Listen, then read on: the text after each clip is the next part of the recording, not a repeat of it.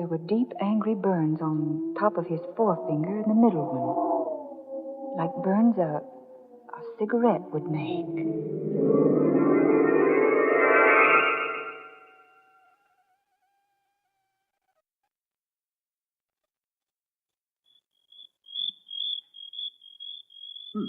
Place seems deserted. Thank heaven that wind stopped. Oh, Maryvale is in a small valley.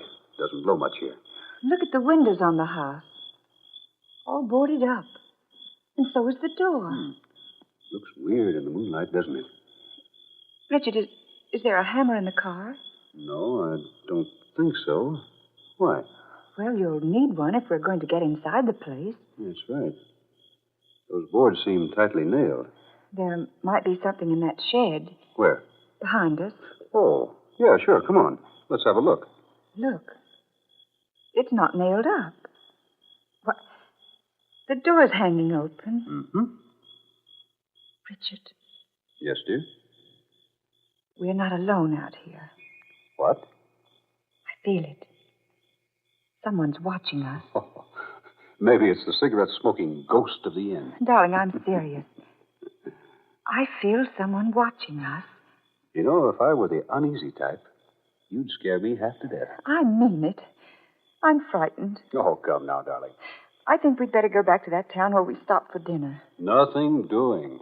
I wouldn't brave that road again for anything. Come on, here's the shed. Still got the matches I gave you? Yes, but let's don't go inside, please. Why not? I just don't want to. But we've got to find something to break away those boards from the door up at the house. Well, come on. I've got the candle. I wish I had a flashlight. Richard, don't. It's all right, dear. How about a match? Oh, Richard. Come on. Give me a match. Oh, all right. Here. Good. There should be an old length of pipe or something in here we can use.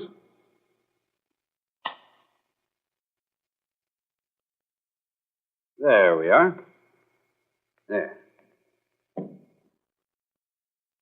Candle lit. Will you hold it, dear, while I look around? Richard. What's that? Over there in the corner. Those black boxes. Boxes? Oh. Richard. They're coffins. Coffins? Oh, nonsense. They are. They're painted solid black. Look. 3 little silver handles. You may be right. 3 handles on this side, too. They are coffins, Richard. Yes. Yes, they are. And new ones. What in the world are they doing out here? Let me have the candle. Look. Aren't those silver inscription plates on the lids? That's what I want to look at. Here now. There. Oh, Richard, I'm frightened. Good Lord. Why, this plate says Richard Longacre. And the other one, Emily Longacre. Died May 15th, 1942. Well, that's today. Richard! The light. Emily, what happened? Oh, the wind blew out the candle. Richard? Richard, is that you? What? Is that you moving about in here? No, I'm not moving. I thought it was you. Here, where are you? Richard! Oh, let go! Let go! Get your hands off me right now! Emily, where are you? She's not here.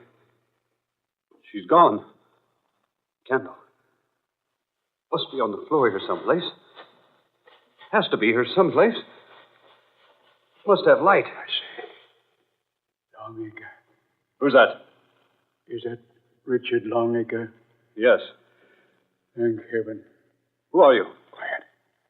Don't let him hear you talking. Who are you? Can you get a light going? Yes. I found the candle. See if I got a match. Yes, here. What? No one here. one in the shed but myself. Door's closed now. Good Lord. The lid. The lid on that coffin. Moving. Something inside pushing it up. Slowly pushing the lid up. Pushing it up.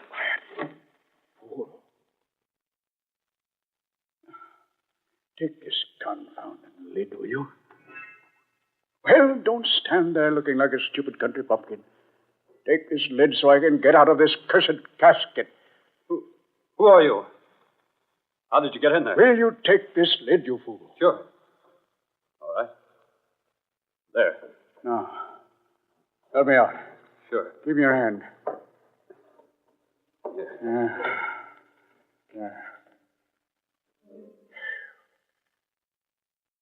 How long were you in that thing?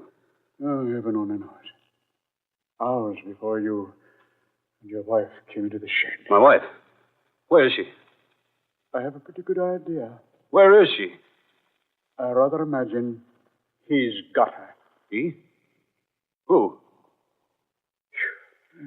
Stuffy in that box. Who? Where's my wife? Quiet, you fool. He comes back and finds me here. Who are you?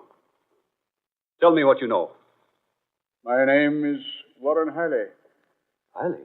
Yes, Dr. Hiley. The one who sent you the notice of your aunt's death. But he said you were dead. He? The innkeeper. Oh. Jason. Yeah. That was his name. Jason. I rather imagine he would tell you I'm dead. You see, he thinks he killed me. What? Yes. 5 years ago. He lured me out here to attend to the occupant of Merivale, Priscilla Longacre. My aunt. Yes. I found the woman dying. Someone had attempted to murder her. Someone did. I couldn't save her life. The innkeeper? Exactly. He attacked me. Left me for dead. But I recovered. And I hid the body of the dead woman. Found a place to hide myself. But why? Why what? Why did you hide out? Why didn't you return and accuse the innkeeper of murder? I had no proof. Besides, I was always devoted to Miss Longacre. I wanted to find that motive behind the crime. I did not know it would take 5 years to do so. What was the motive? It's not a novel one. Jason wants to buy Merivale because somewhere on this property are buried more than 3 tons of silver. Silver? Yes. It's brought to England from France during the Revolution.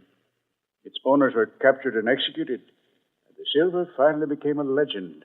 But now, I have discovered it. Here? On this property? Indeed, yes. Would you like to see it? Now, look here. I'm not interested in silver until I find my wife. Where is she? I think I can take you to her. Well, then suppose you get about doing it. You must be most careful. Here, hold the light over here. Oh, sure. Here, help move this straw aside. Hey, careful of the flame. There. The trap door. Yes. Quiet now. Very quiet. I'm going to open it. All right. Careful now. Give me the light. You go first. All right. I'll follow. Careful. Careful at the bottom. There's a quicklime pit just a few feet from the bottom of the ladder.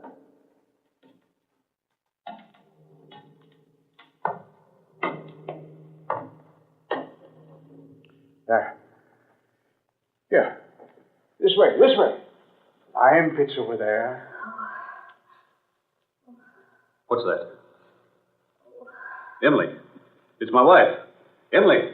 Emily! Oh, Richard. Oh, darling. Are you all right? Yes, I guess so. What happened? I don't know. The light went out and you disappeared. Who's that? Oh, Dr. Hiley, dear.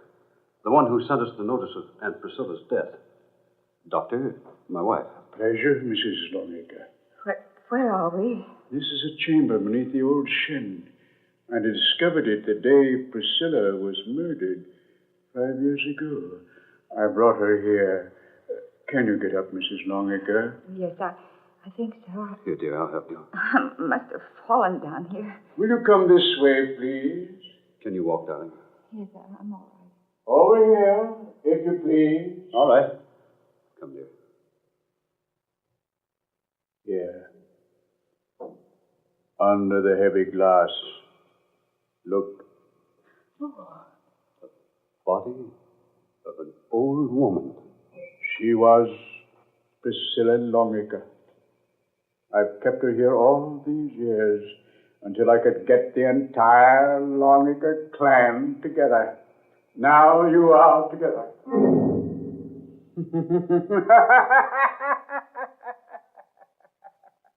I waited for this day. 5 years I waited. Richard. Look here, Dr. Hiley. Jason! Yes, Doctor. Jason. The innkeeper. Watch them closely, Jason. I'll watch them, Doctor. Richard. You, Dr. Hiley. You told me Jason wants to buy a Maryvale. It's you who wants to buy it. You'll never repeat that to anyone, Mr. Longacre. Lies.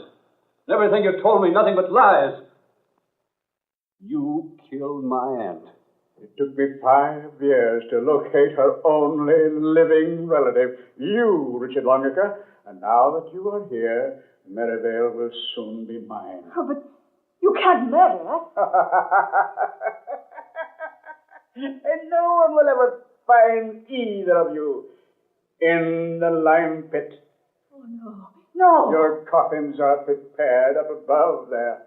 Tomorrow there will be a funeral, but your bodies will not be in the caskets. Oh, Richard. Do I get my pie now, Doctor? Oh, yes, Jason. Of course. Here. Oh. You killed him. No such luck. Merely rendered him unconscious. But he'll never regain consciousness. What are you going to do with him? The lime pit will take short work of him. Oh, no. No. Get back. You'll join him soon enough. Oh, don't do that. Oh, wait. Stop. I intended for you to fall into that pit. And I threw you down here through the trap door up there. It was you up there. Crawling into that coffin and pretending to hide was all a lot of sham to lure me down here. Now, look here. I demand that you release us. You're in no position to demand anything. Your aunt is next, and you'll follow her. And I warn you, this gun I have is loaded. What are you going to do? The old lady goes into the pit next. Oh, Richard. Let her alone. No, not in the life.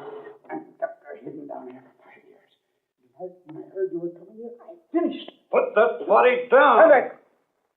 I'll shoot if you come nearer. Richard, don't. You've done enough, Hiley. Stand back. Put her down. No, she's going into the pit. Put her down, I say. Richard, come back. You devil. Richard, that woman. Killed me, didn't you, Doctor? No. Take your hands off Thought her. you'd killed me after keeping me here all these years. No. Well, you didn't kill me, Doctor. No, stop. You Let me go. didn't Let me go. kill me. Oh, help the pit. The pit, help me. Help me. Let me go.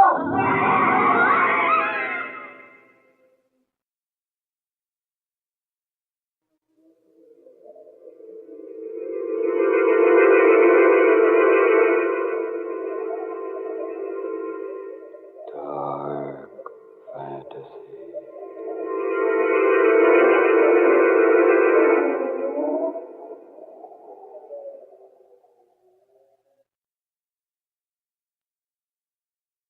You have heard Funeral Arrangements Completed. Tonight's original tale of dark fantasy by Scott Bishop. Alf Daniels was heard as Richard Longacre. Eleanor Naylor Corrin was Emily. Fred Wayne played Dr. Hiley. Georgiana Cook was the old woman. And Muir Height was Jason. Next Friday at this time, one of the most unusual of all dark fantasy adventures. Created for you by Scott Bishop. Reaching. For pictures of the production Dead Hands Reaching and of the dramatic staffs of Dark Fantasy, as well as for vivid and exciting picturizations of next Friday's story, Dead Hands Reaching, we call your attention to the 2-page story appearing in the magazine Movie Radio Guide, dated tomorrow, May 16th. And now this is Tom Paxton reminding you to buy United States war bonds and stamps.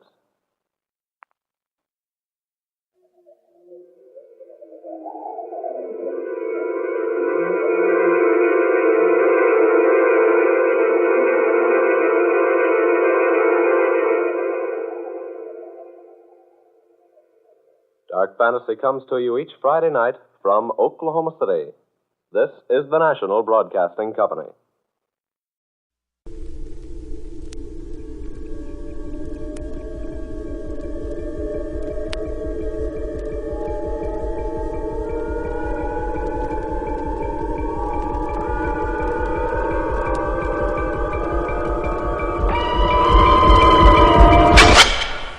In space, no one can hear you scream. Alien, rated R from 20th Century Fox.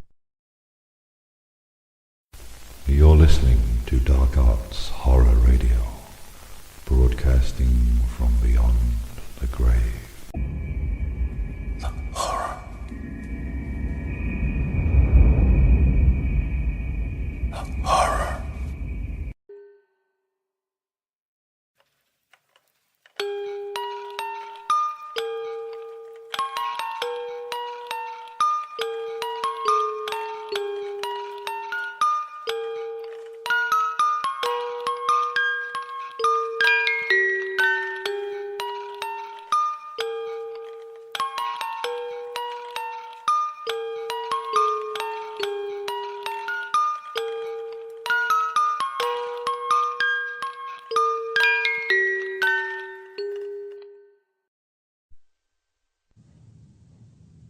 Welcome to Fear on 4. The Chimes of Midnight by Nick Fisher, starring David Suchet.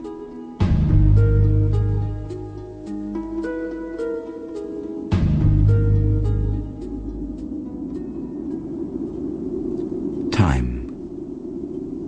The trickling grains of sand. The switch of the pendulum. The waxing and the waning of the moon, the sun, and the stars.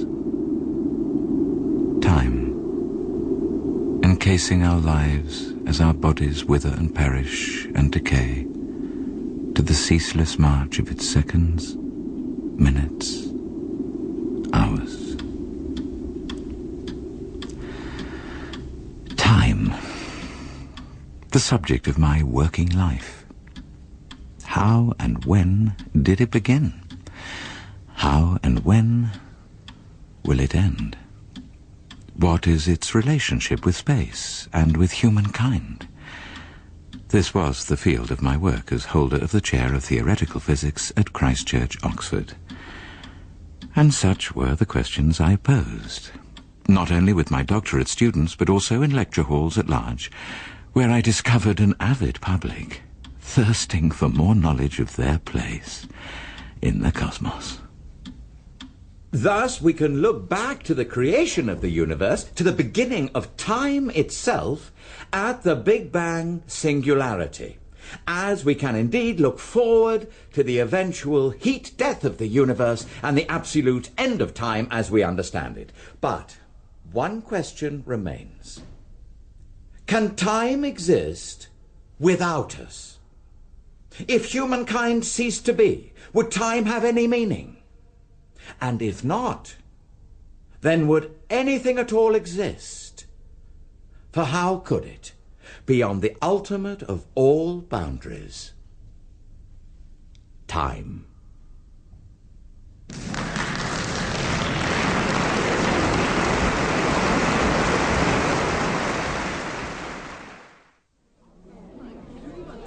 So stimulating, Professor Hargreaves. Thank you. Nice audience. I enjoyed it. Good. Now, we're booked for dinner at the Savoy. Excellent. But first, there are drinks in the hospitality suite.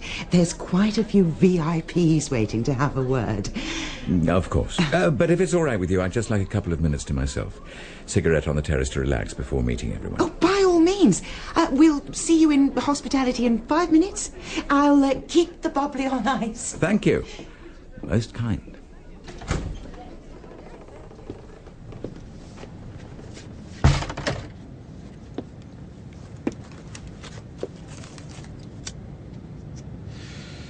Fine lecture.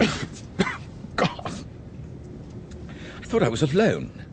Where did you spring from? I was here all the time. Seemed like you came out of nowhere. Out of nowhere? Hardly possible.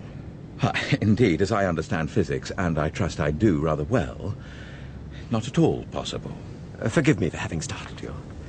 Allow me to introduce myself. Jonathan Tempray, habitual dealer in antiquities and occasional frequenter of scintillating lectures. You liked it? I wouldn't have missed it for the world. Thank you. We share some common ground, you and I. Really? How's that? You specialize in understanding time. I specialize in collecting it and dealing in it. Collecting and dealing in time? Yes. Or to be more accurate, time pieces. Oh, I see. Antique clocks. Exactly so. Well, I've got quite a decent collection myself. Maybe rather an obvious hobby for me, but I enjoy it. A happy coincidence. Perhaps you'd like to visit my shop in Greenwich. Once there, I'm sure I could tempt you. Tempt me? To purchase an item or two. I'm afraid I'm back to Oxford early tomorrow. No matter, you can come tonight. Well, unfortunately, there's hospitality laid on for me. No matter, come afterwards. It's liable to be pretty late. No matter. Let's say midnight, shall we?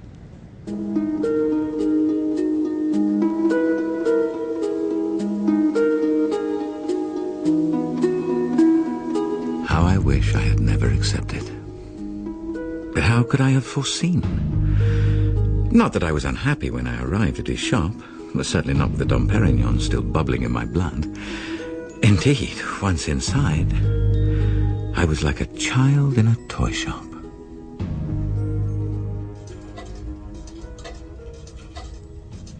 Well, what do you think? Fantastic. Good Lord. Is this a John Arnold? It is. 1779. A very fine mechanism. Though still requiring oil, of course. Unlike this. Thomas Earnshaw. With spring detoned escapement. No more pivots, so no more oil. A revolutionary moment. You know your horology, Professor. Well, I know a little. What would be the earliest clock you have seen? Well, outside a museum. Probably a Nicholas Vallon, 1590 or thereabouts. Is that all? Perhaps you would like to see the jewel of my collection. But you have something older? By far. By centuries. Centuries? I don't believe you. Oh, but you will. Come. Where to? I keep it across the courtyard, in a cellar beneath the old stables. For security? For exact placing on the Greenwich meridian.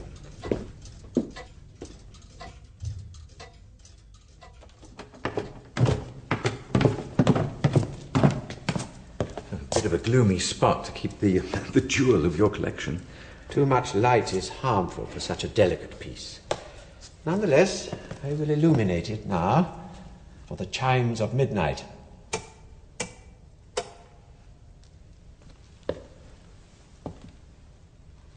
My God. It is but 5 seconds to 12. Wait.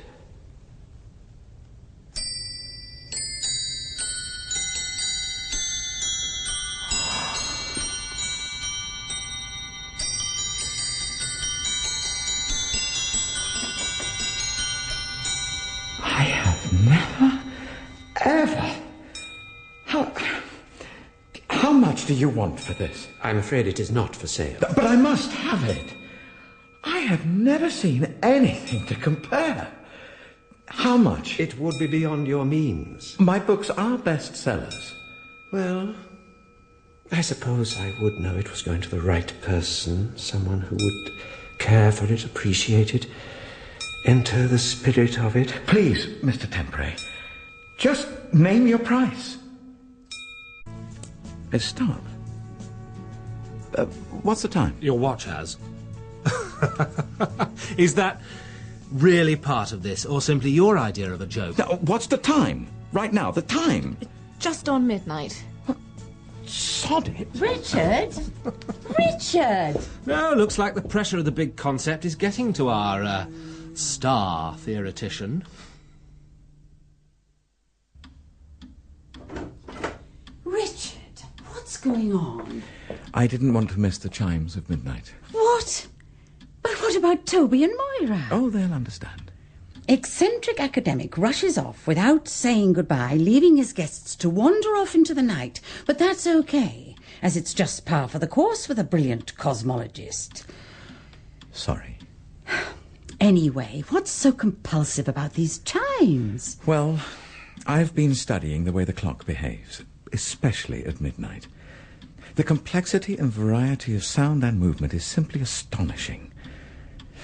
Now, what I want to do is get to grips with the way the internal mechanism works. So you're observing exterior changes the better to understand what lies behind what you see? Precisely that. Richard Hargreaves, trust you to examine a clock the same way you'd approach the universe. Now, as our guests have gone, perhaps you'd like to examine and approach me. It's entitled The Gravity of the Question of Time. And the lecture's subject matter? It examines the effect of gravity on the movement of time. Rejecting notions of absolute time, it suggests that the four great forces of the universe, electromagnetic, strong nuclear, weak nuclear, and above all gravitational, actually interact with our idea of time itself. Oh, excellent. I'm sure we can guarantee you a packed house in Edinburgh, Professor. Sorry, I must go. Come in. Bye for now. Got a watch that works yet? Toby. As a matter of fact, I have. Mary pointed out that wasn't too bright for someone in my position. So, what's this mysterious clock of yours? What? What do you know about that? Very little. Hence my question. Yeah, but how do you know about it at all? Well, when you dashed out the other night, Mary said it might have been related to your latest clock. So, what is it? It's just an old chronometer. Oh, and naturally you dive out of dinner parties in a total lather for the sake of an old chronometer.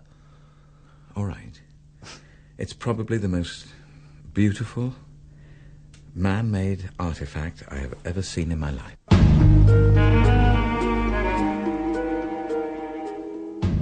That's all right. What? Obviously pretty old. Pretty old? I'd rather have a Rolex any day. A Rolex? You're mad. I'm also a liar. It's stupendous. I'm not surprised you want to keep it secret. You know, if they heard about it, the British Museum would probably slap some compulsory purchase order on it. Oh, Rolex. You had me going there. Yeah, have a look inside. Beautiful. I've started to unscrew some of the panels. If I could just ease those plates to one side. Now, could you hold the screwdriver? Of course. That's it. Now, I don't want that spring to shift. Uh-huh. Now then. Yes, I think this will work. Oh, careful. It'd be criminal to damage this. Well, I think we're all right. There. That's odd. What is? The little box with the cog and ratchet. What's that for? No idea. What's this made of, Richard? Mainly wood, I think. Lots of early clocks were. Famously, a wonderful John Harrison No, piece. wood? I don't think so. Well, you're the metallurgist, Toby. You're not going to tell me it's Sheffield steel, are you? No, absolutely not. I doubt if any of it's metal, but I don't know if it's wood either. Well, what else could it be? Good question. Could I take some tiny shavings to the lab for analysis, find out if it is wood? If so, what sort? Well, you'll be very careful. Yeah, of course, nothing will show. the universe grows to a finite point before it begins to fall back upon itself in a state of increasing disorganization. Rather like the gravitational collapse of certain stars to form black holes. This will eventually lead us back, as it were, to the point in the future where we began, with what has been dubbed the Big Crunch, when time is concluded. The second hand stops forever. Yet the point of the universe is still there. How was Edinburgh? Oh, boggled a few brains, but that'll do them no lasting damage. How have things been with you? Exceptionally peculiar. I've got some results from those samples. First, no metal present. Told you.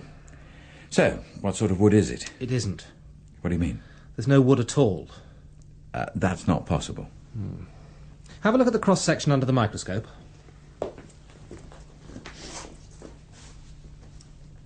And? Now, have a glance at this. Looks very much the same. It is. Unhappily. Are they both from the chronometer? No, the second one's from a friend in anthropology. Anthropology? Richard. This is human bone. That's what the clock's casing is made of. Compacted human bone. The enamelling effect is produced by the addition of teeth. What? Well, there's more. Some of the more delicate components are made of dried skin tissue. Some of the finest springs are hair, and the automata are mainly teeth and fingernail. But I've traced tiny amounts of, well, everything in them. What do you mean, everything? Like dried internal organs. The entire clock has been fashioned from someone's body, Richard. I went home. The clock was brooding as before in its darkened room. The clock made entirely of human parts. I had to know more about its origins. I wondered if the antique dealer might be able to shed some light on its history. So the next evening, I returned to the Greenwich Meridian. This isn't a shop. But I bought a clock here only a couple of weeks ago. You must have got the address wrong. There are plenty of antique shops in Greenwich. I'm sure you'll find it if you hunt about. But it was here. I'm sorry, you're mistaken. Now, good night. Good evening, Professor. Why aren't you where you were? Why am I not where I was? Wouldn't physics suggest that I have exerted energy to shift the mass of my body through a small amount of space and time? That is, I have moved. But your shop was there only 2 weeks ago. Merely temporary premises. Would you like to join me for a drink at my workshop? It is nearby. Happily. I wanted to pick your brains anyway. Pick my brains?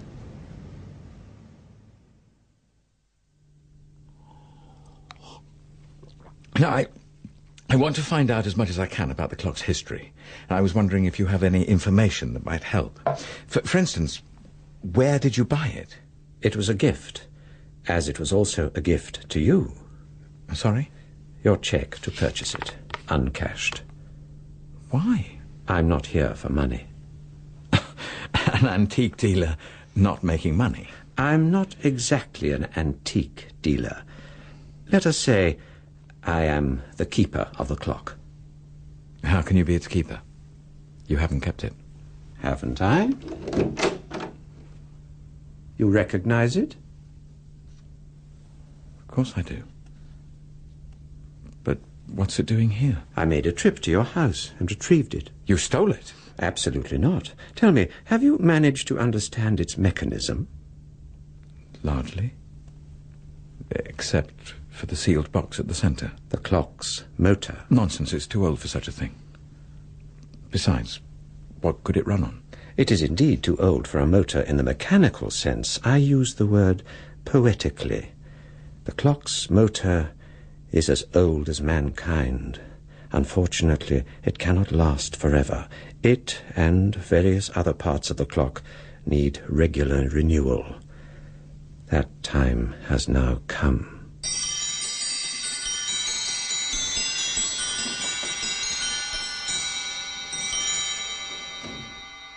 I passed out and came to, strapped to a frame. Clearly I'd been drugged, for I felt no pain as I lay there, paralyzed and suspended in time. No, none at all, as I watched the keeper of the clock cut open my body, slicing through pink skin and yellow fat as the blood welled about his hands to remove my heavy, slithery heart. I watched as he transferred it, still pulsing gently, into a little box which he sealed and exchanged for the motor of the clock. You do understand how the clock must be maintained till the end of time. Now then. He sliced 2 tiny, worm-like shavings from my liver and placed them as lips on one of the automata. A thumb then prized out my left eyeball. There it sat, startled and unblinking in the palm of his hand.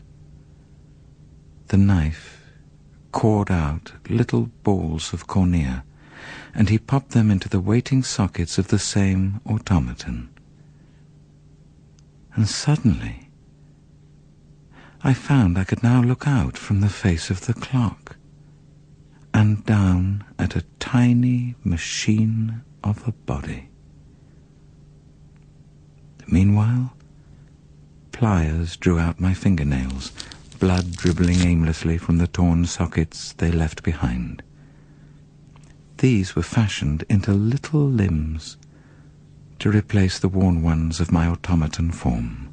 Now, this won't hurt, but it will inevitably feel odd. Incredibly, still I felt nothing, except for a strange sensation of space.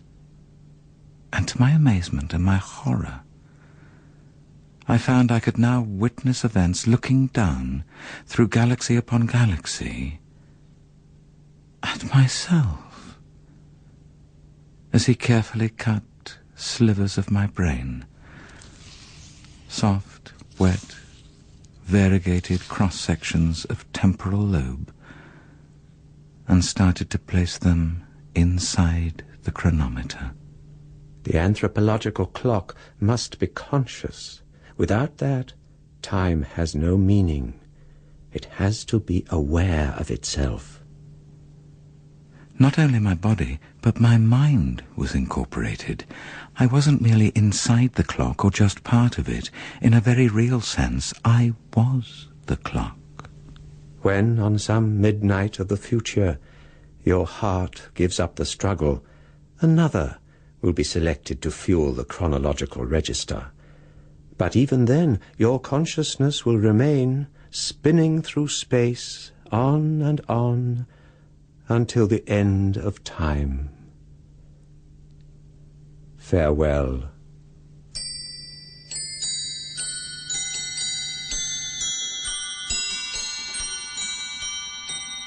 The clock, small and so precise, yet embracing the entire universe, all the rocketing galaxies still red-shifting apart. But I knew one far distant day the mechanism would begin to slow. The galaxies would cascade back upon themselves. The heat of existence would cease, space would compact, and time would be over and done. I looked down at the tiny automaton that was my body, trapped and encased in time. And I began to scream. And scream. And scream. But there was no one at all, to hear.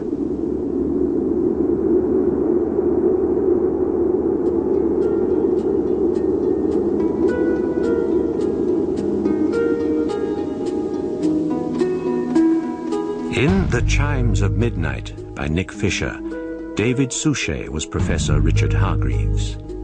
Jonathan Tempray was played by John Rowe, Mary, Jenny Lee, Toby, Christopher Wright, and Moira, Alison Pettit. The woman at the lecture was Gilly Mears, with thanks to the Horological Students' Room at the British Museum.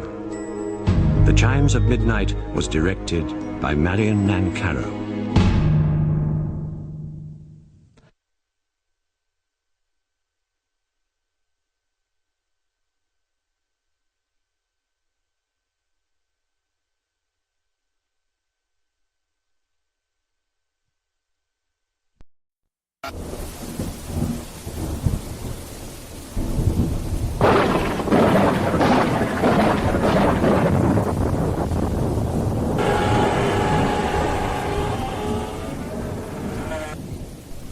This is your host, Stephen Dark, welcoming you to Dark Arts Horror Radio, broadcasting from beyond the grave.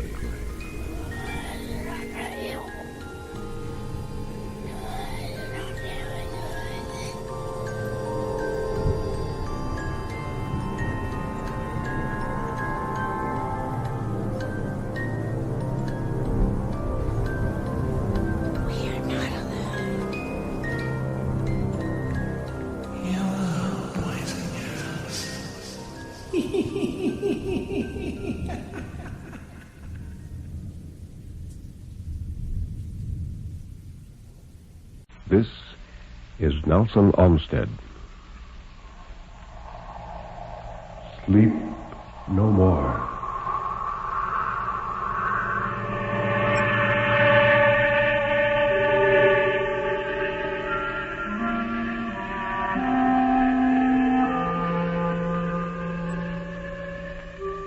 Sleep no more. Turn down the lights. Sink back in your chair and don't look into the shadows. In the shadows, there may be moving things. Tonight, it may be you will sleep no more.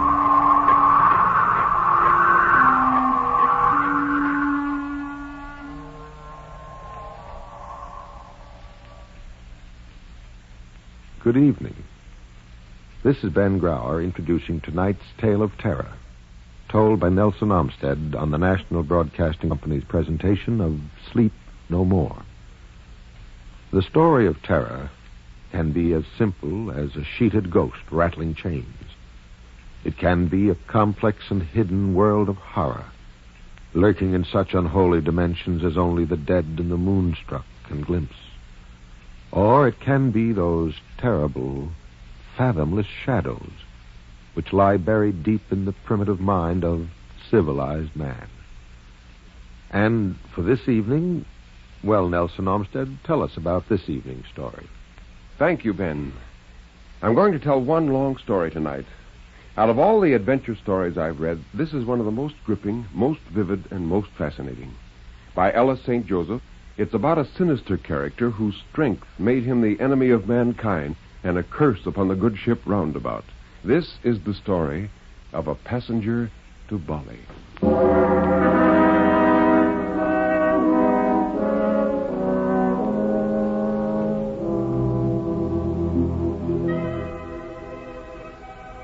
Perhaps the writing of this story will serve to expel from my mind my last lingering glimpse of Walks as I left him. Mind you, I accept no more responsibility for the man's end, if it was an end, than I did for the beginning of our peregrinations together. It all happened before the fall of China to the communists. You see, I accepted Walks as a passenger on the Roundabout, a tramp steamer, which I owned and put to trade in the Southern Pacific. It was a dark, moonless night in Shanghai. A cold fog lay heavily upon the swirling yellow river water. We were already loaded and ready to sail. I was about to mount the bridge when a large figure emerged from the fog and loomed before and above me. If the man's height had not been enough to command attention, for he towered 5 inches above my own 6 feet, his very bulk, encountered at such close quarters, would have obscured the view. He spoke in a booming voice. Have I the honor of addressing Captain Yon English of the Roundabout? I am Captain English. Allow me to introduce myself, Captain English. I am the Reverend Dr. Rob Walks, a Dutch missionary bound for Bali to distribute Bibles and spread the word of God and Jesus Christ, his Son, our Savior. Yes, Dr. Walks? Captain English, I am told your book puts in a Bulelong, Port of Bali. Is that correct? Yes. Here in this folder, you will find a Dutch passport, several papers for identification, mostly clerical, and about 400 in American dollars. Be good enough to examine these. If these papers, the money, and myself meet with your approval, I shall sail with you tonight. Of course, Dr. Walks, this is very irregular, you know. Accepting at the last moment without proper investigation, a stranger. A stranger. A minister of the Lord. Well, the offer was tempting. Funds were low. I accepted. 2 wooden packing cases and a trunk, waiting in a nearby cart, were brought on board.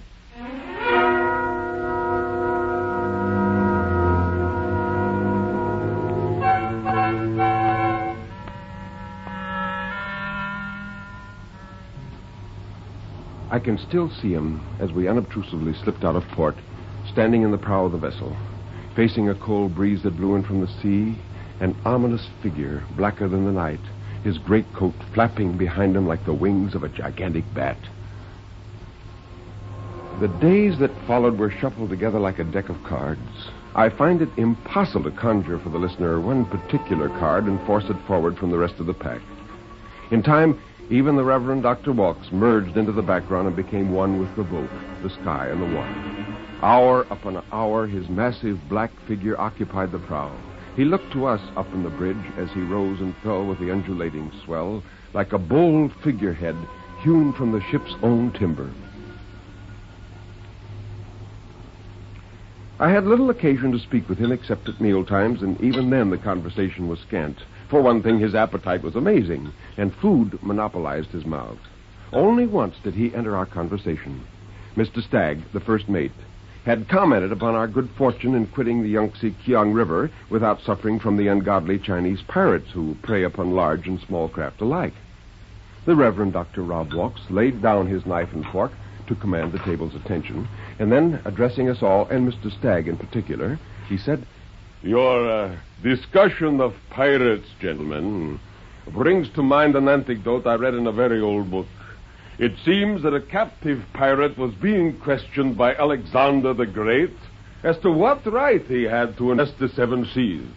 The same that thou hast to infest the universe, the pirate answered.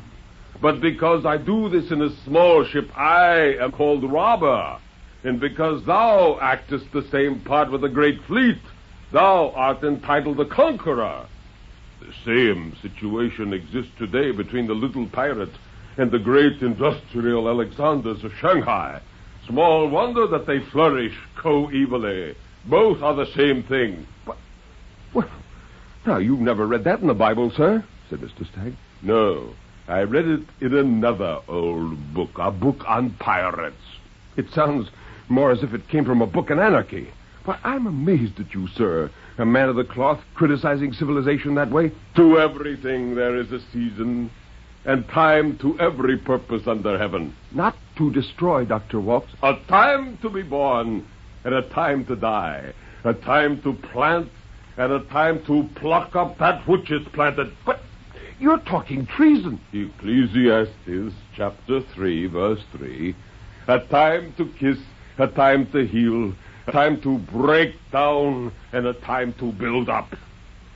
Well, at this time, I entered the conversation as a peacemaker, piloting our conversation away from political reefs. And I said, gentlemen, you misunderstand Dr. Walks. He speaks from the pulpit, not from the street corner. If I'm not mistaken, he advocates a righteousness in the cities as well as in the wilderness, a brotherhood of life. Isn't that so, sir? Yes, Captain English. You might call it that.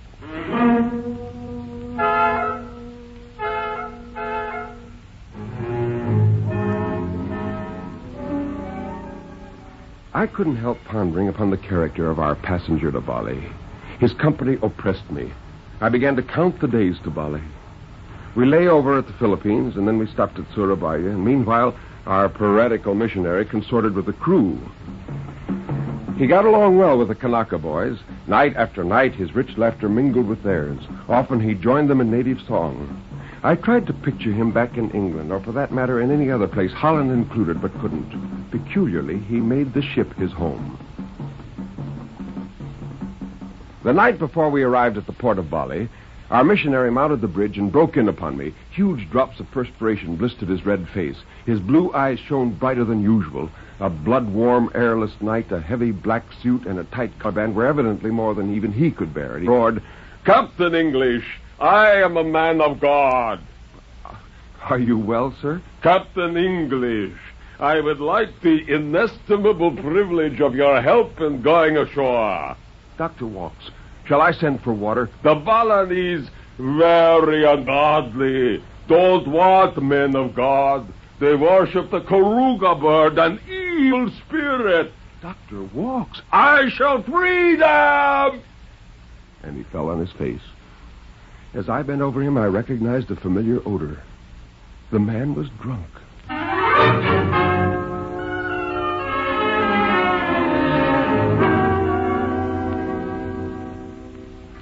The next morning, we lay off the shallow water of Bulalong. Leaning across the deck's railing, I gazed at the long, low coastline. Interrupted by a tap on my shoulder, I glanced backward into the Dutchman's face. An impersonal smile budded his lips. "Captain English, I am a miserable and repentant sinner.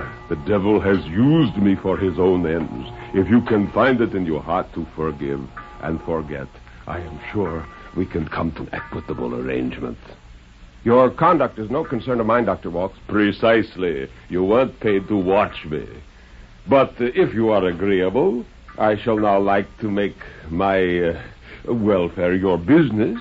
Here are $200. "What's this for?" "I am hiring a lifeboat for the brief period of half an hour to get ashore." "Very well, sir. As soon as the port authorities have come on board." "No. Immediately." "Well, I'm afraid that's impossible." "Good Lord, man, what am I paying you for? You think I want to wait on your deck until my papers are inspected? Must I explain?" "I understand you well enough, sir. I prefer not to know the details. I'm as anxious to have you off my ship as you are to be off. But if you doubled the bribe, I wouldn't lower a line to save you." "Must I swim for it?"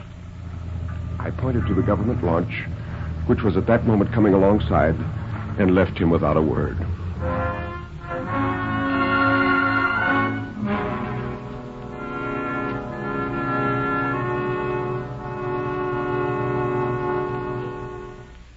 After a cursory examination of the vessel, Herr Van Matzes of the port police entered the cabin. He said, "Captain, you are saying here is the passenger. Now, what is this passenger doing?" "Our missionary, Herr Van Matzes. I'll call him." The Reverend Dr. Rob Walks was summoned. His enormous bulk blocked the doorway and darkened the cabin. His passport was in hand. A malicious smile inserted the thin end of a wedge between Van Matzes' lips. "Ah, yes, it is you," he said. The following 10 minutes were a nightmare. Rob Walks and Van Matzes leered at each other, each deriving pleasure from the other's discomfort. Van Matzes declared the passport to be a forgery. Walks thanked him with a mock modesty and confessed that it was his own creation and shamelessly requested that it be returned to him for future use. Van Matzes declared dryly that it would be received only in hell and gave it back. And then he turned to me and he said, "This gentleman is not a missionary, but we are still not wanting him." "But what is he?" "Here is an international figure, Captain. You have a famous man on your boat. He's making trouble first in the west and now in the east, and he's what you call an agitator in politics, a propagandist. We have been warned about his presence in the vicinity." "But, well, I don't understand, sir. What does he do? What has he done?" "A dangerous revolutionary, Captain. Maybe he is an anarchist, maybe heaven is knowing what, but he's having the power over the natives. 5,000 coolies were following him from the cotton mills in Wuxi, not 2 hours from Shanghai last year. In Cebu, he was leading the Filipinos in a strike that was closing the port, and now he's hoping here in Bali. But we are being too smart for him." "Then you refuse to accept him?" Yes, it is sad, but so. He's very amusing, this dangerous man. "But what is his name? What's his country? What am I to do with him? He has many names. He has no country. The Dutch East Indies are close to him. I doubt whether you will lose him. But to whom does he belong, Herr Van Matzes? I refuse to be burdened with him. You have no choice. Here he is on this ship. He belongs to you. No one will have what is your own responsibility. But, Herr Van Matzes, is there nothing that can be done with him? I believe our friend is being wanted by the Shanghai police. There you picked him up. There you must put him down. It is your one chance. He shrugged his shoulders, neatly replaced his papers in their portfolio, and departed. Walks answered my questioning stare by sitting down in my cabin and filling his pipe with patient care. He made himself at home. We left Bali the same day.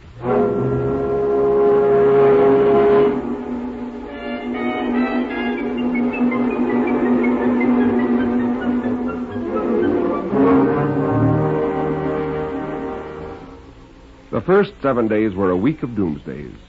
Then a second port refused our passenger, and a third, a fourth, and a fifth followed precedent. Our ship was received at dock with derisive smiles and sardonic laughter. The story flew like a screaming gull before our mast.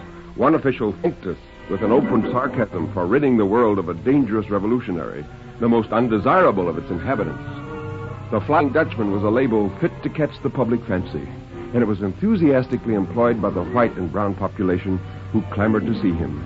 In desperation, we turned back to make the long journey toward Shanghai, for in Shanghai was our last hope of losing our passenger to Bali.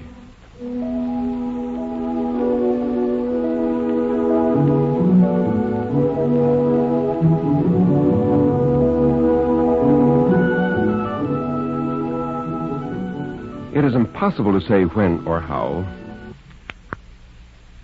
but slowly, imperceptibly, our passenger came to take possession of the ship and its crew. The Kanaka boys, with whom he continued to mix exclusively, were the first to fall under his spell. They loved him with an almost female devotion and treated him not as a brown man treats a white one, but as one of them, yet their superior. Also, inevitably, as he filled the officers' minds, he ousted all their other thoughts until he possessed them by their hatred of him. We felt the restrictions of our forced association far more than he. We were his prisoners, not he ours. After the first week of awful impatience, we grew resigned. You get used to hanging if you hang long enough, and each day became its own eternity. This can happen at sea, where the circular horizon moves in with the ship, and no thing stands to mark its passing. However, our spirits buoyed as the boat approached its port, and I think we felt that the very ship would rise 10 feet once relieved of its passenger's weight.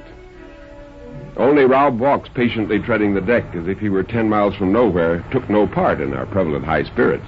Breaking the silence of weeks, I said with an ill-concealed triumph, Dr. Walks, do you realize that we cast anchor in an hour? Are you packed and ready?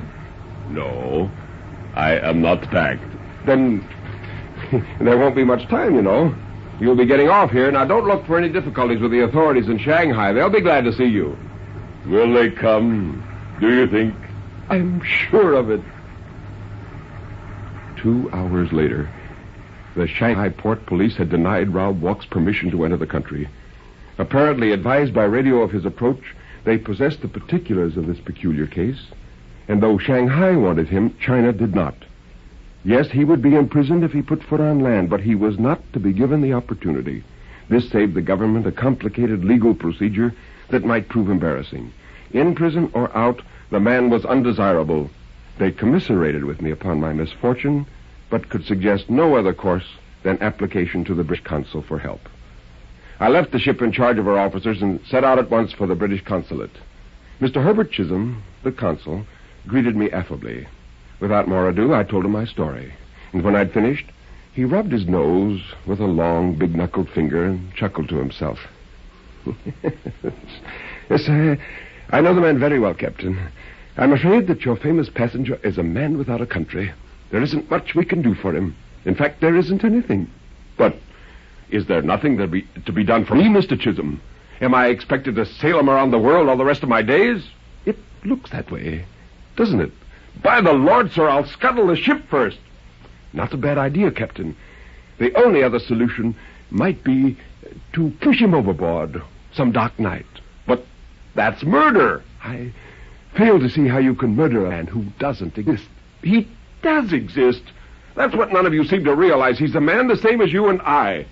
It might be regarded as your patriotic duty, Captain. The interview was at an end.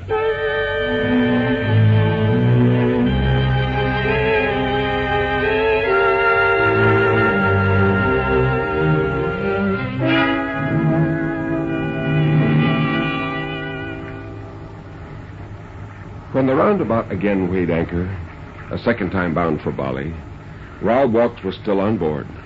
Mr. Stagg, Mr. Bailey, and the engineer and myself went about our tasks sullenly and silently, as though this were the ship's last trip.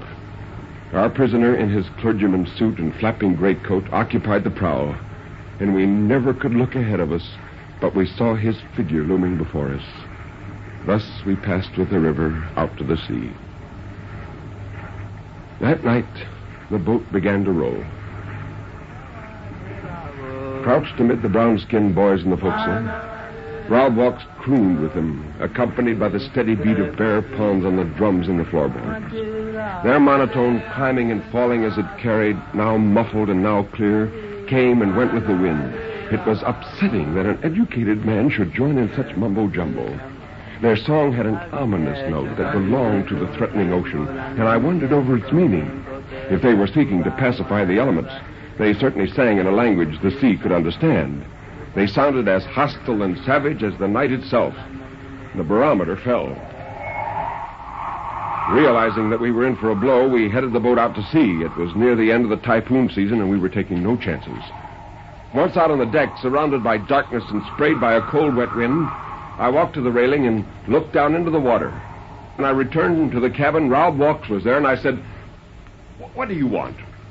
The odor of whiskey met me before he opened his mouth, and he said, "Captain English, I want to speak with you." I don't want to talk to you. But I insist. Captain English, I am a very sensitive man. Though you have done your best to conceal a certain animosity, which you, perhaps not unnaturally, bear toward me, my allergic perceptivity has made me conscious of it. Will you oblige me, sir, by informing me what has occasioned this feeling of conflict and hostility? Yes. You tricked me into accepting you in this boat, knowing very well what would happen. But the animosity began long before you knew me for the consummate villain that I am. Yes. The night I picked you off the wharf, sir, I suffered a physical revulsion the moment I laid eyes on you. I found my reasons later. That night, Mr. Walks, I disliked you without a cause. Thank you. You hold me responsible for the undesired linking of our lives. It is you who are to blame, Captain English. You and the world you stand for. For 2,000 years, the strong have been sacrificed to the weak. And with what result? To imprison the strong, the weak have imprisoned themselves. They have constructed the great cage of government and jurisdiction, and everyone, giants and pygmies alike, have been incarcerated in it. The difference between us is that I break the laws as naturally as you obey them. Raoul Walks grasped my wrist with his left hand, and such was his strength that he flung me down on my knees at his feet. My arm went numb, and he roared, "Coward! You are not strong enough! This ship is mine! I will never leave it!"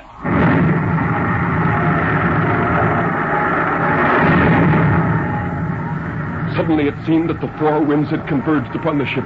Creaking and screaming, it rose like the roof of a house in a hurricane. And then we fell endlessly. Tons of black water poured in over us. The storm had started. "We're in for it!" howled Walks. His cry released my locked joints and restored me to a semblance of life and activity. I stood on my feet. I took command. I was away from Walks and everywhere at once. There was a boat at sea laboring through a bursting ocean, and I was captain of it. There are times when only the fear of losing his life is sufficient to save a man from losing his mind. And I battled endlessly, it seemed. In all my years in the sea, this was the worst storm I had been through.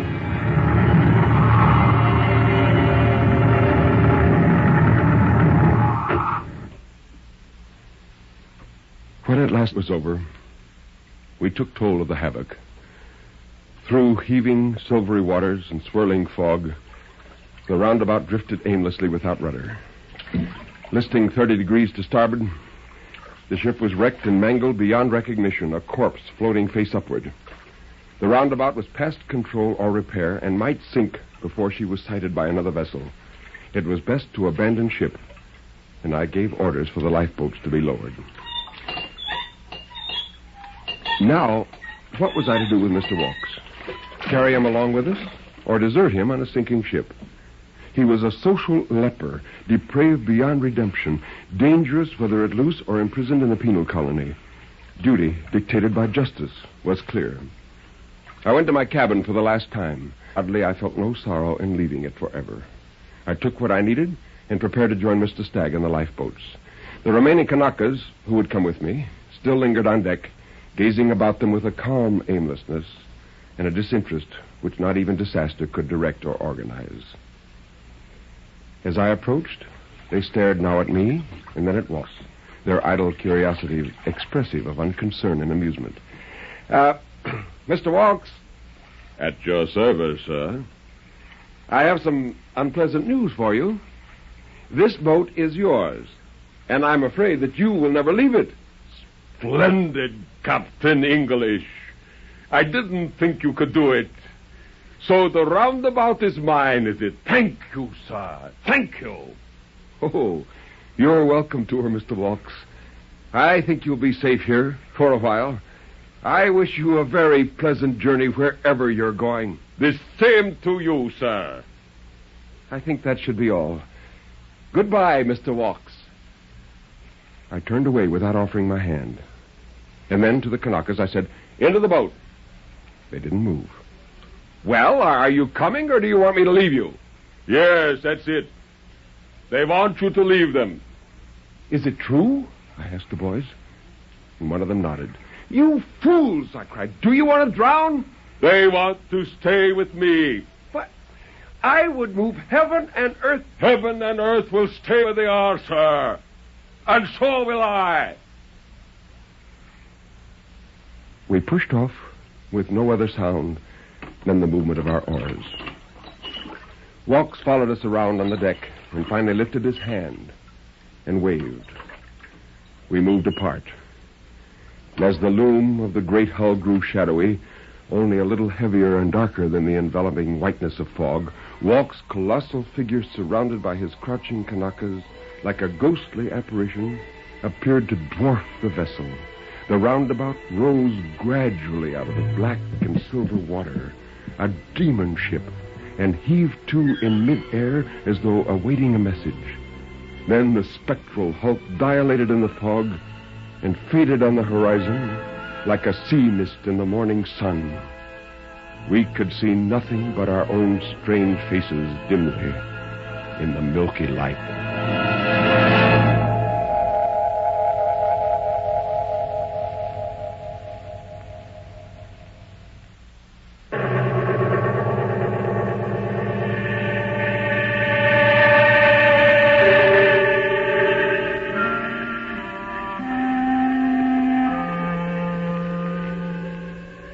You can turn up the lights now.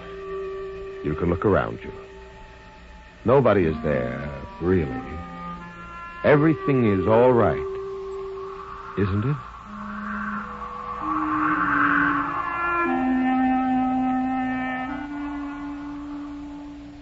And now Nelson, having bid farewell to the strange ship Roundabout, in Ella St. Joseph's story, A Passenger to Bali, what's on the manifest for next week? A cargo of two intriguing stories, Ben. The first, Homecoming, by Dorothy B. Hughes, is about what happens to minds which are not always capable of accepting the major frustrations of modern living. And the second is Aunt Cassie, by Virginia Swain, a light-hearted fantasy I think you'll enjoy as much as I do. Until next week, then, this is Nelson Olmsted. Good night.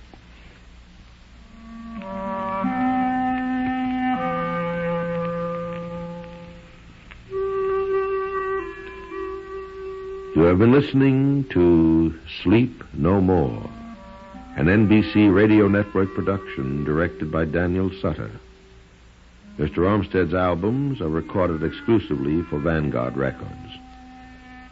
Until next week, when Nelson Armstead will again be here in person, this is Ben Grauer bidding you good night.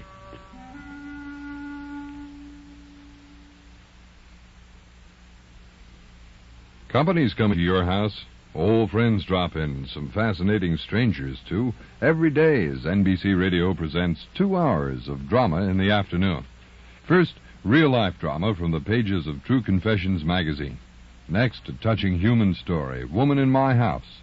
Then, Madeline Carroll stars in The Affairs of Dr. Gentry. You'll enjoy getting to know Dr. Gentry, a woman with 2 lives to lead. One as a physician, the other as a mother. More old friends drop in on 5-Star Matinee with a complete drama every day by your favorite modern authors. And you'll like Jan Miner, too. She's the star of Hilltop House, where her work in an orphanage makes her mother to a crowd of lonely kids. And then Peppy Young's Family. You've probably known them for years. You know, housework goes quickly with company around, so don't miss 2 hours of drama in the afternoon on most of these NBC stations. NBC takes you across the nation, around the world, with news on the hour and the exciting hotline service all day, every day, on most of these stations. Ironized Yeast presents Lights Out. Everybody.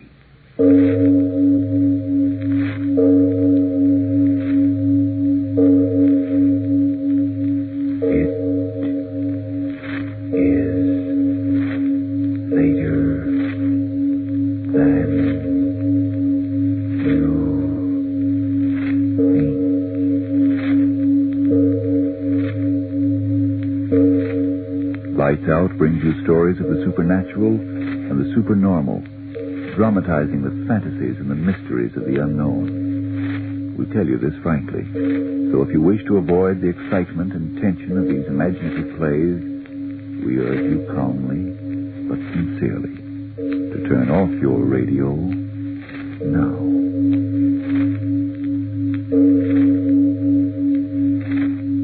This is Arch Obler. Due to circumstances beyond my control, we're unable to bring you the play Alter Ego as planned. I hope we'll be able to present it soon. You know, someone once said that one disease of mankind would never be visible under a microscope, no matter how powerful. The disease, jealousy. And that's our story for tonight. Prelude to Murder. But first, Frank Martin. What would you give to be able to breeze through your work and really enjoy your fun? Well, if you're short on vitamin B1 and iron, if that's why you're underweight, often feeling jittery and tired out, get ironized yeast tablets. They supply both vitamin B1 and iron. Their famous two-way help has benefited numbers of people who were short on these substances. So if you need more vitamin B1 and iron, don't wait. Get the one and only ironized yeast tablets right away. Start taking them tonight. And now, lights out. Everybody.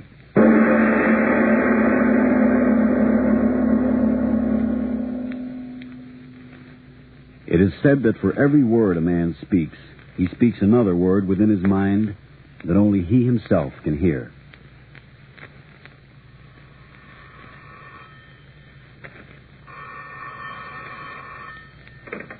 Yes, what is it? Oh, it is you. What do you want? No, I have not changed my mind. I said I am not interested. I tell you, I do not care if they offer me $1 million. My orchestra will not play for those stupid pigs. Goodbye. Fools.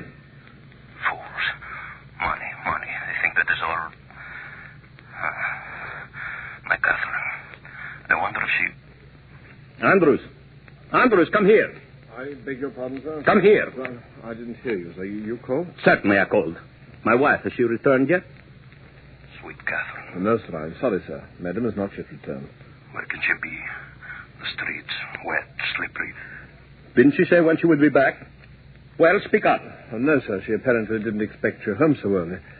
If I might say so, sir, I heard her mention something about meeting Mr. Smith at the art gallery. Smith? Smith, who's he? Smith? What Smith do you mean, Andrews? That young man, sir. That young artist. Young artist. I am old. Oh. That will be all. Very good, sir. Young artist. Catherine is young. Alex? Alex, dear? Are you home? She's here in a moment. Catherine, I'm here in the library. Oh, Alex, I'm so sorry I was late, but I had no idea you were coming home early. No idea I was coming home early. I hope I haven't kept you waiting long, dearest. No, I have just returned. You had a good time? Oh, yes, but I'm tired. This chair feels good. Her arms outstretched. A young girl. Too young. And can I use some dinner? Oh, dinner can wait. You were alone all day? No. My poor feet. That idiot David. David. She calls him David. Who is David, Catherine? What did you say, dear?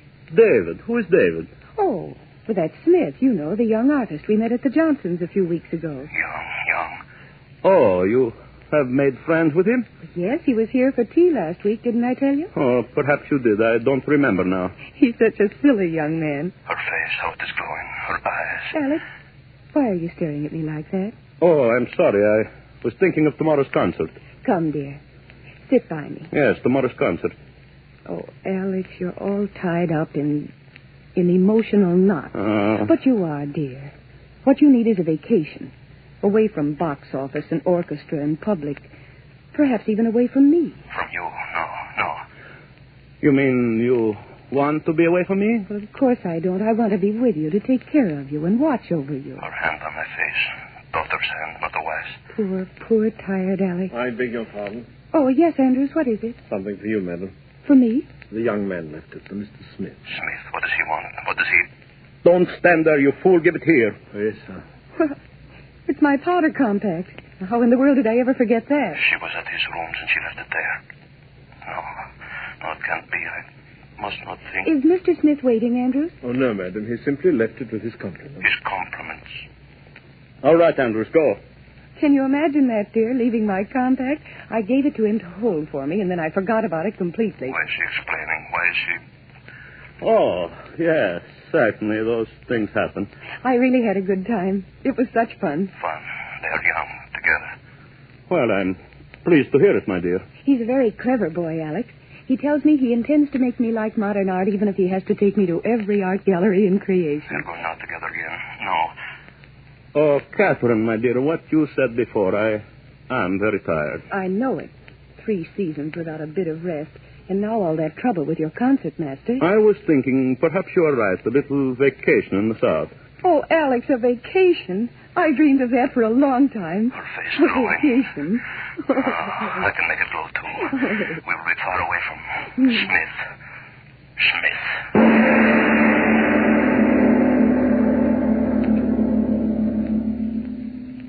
No, David. David, please stop. Now, I can't laugh anymore. You must hear the end of it. So Little Red Riding Hood said, "What long ears you have, Grandmama." And the wolf said... Oh, the wolf said... The wolf said... Oh, there you are, you two. Oh, now, is that nice, David Smith, taking Mrs. Nadova off to the darkest corner of my conservatory? I can't imagine what you two have been doing here. Oh, but it is romantic. I've just been telling Mrs. Nadova about Little Red Riding Hood. Oh, why, you naughty boy. Huh? Oh, but it's perfectly all right with me. It is romantic here. But don't let the maestro catch you. Please, don't say such things, Mrs. Crackle. Oh, why, now, you mustn't get angry with little me. But I'm sure I don't blame you. David's just the handsomest thing. You'll pardon us, Mrs. Crackle.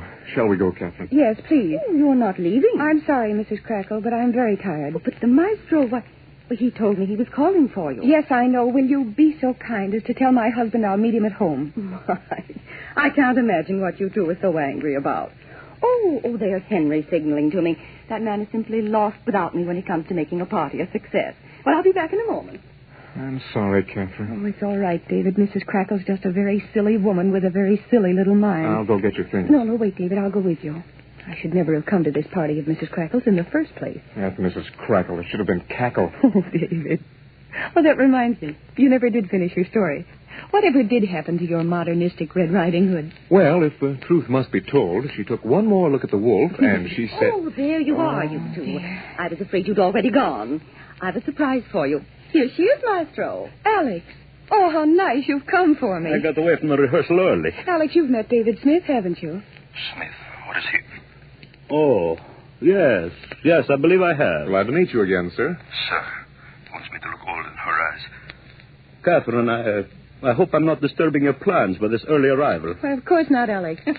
Your wife, she's very angry with me, Maestro. Angry? Yes, I've got a very dark conservatory, and I do manage to blunder in there at the most inopportune time. Mrs. Crackle. No, she cannot mean... I do not understand you, Mrs. Crackle. Oh, I don't mean anything. I just meant... Please, Mrs. Crackle. Well, You see, Alex, Mrs. Crackle's imagination is exceeded only by her good taste. I'm sure you understand what I mean. Good day, Mrs. Crackle. Thank you for the very interesting afternoon. Shall we go, Alex? Come, David. Mrs. Crackle, what did she see? What did she see?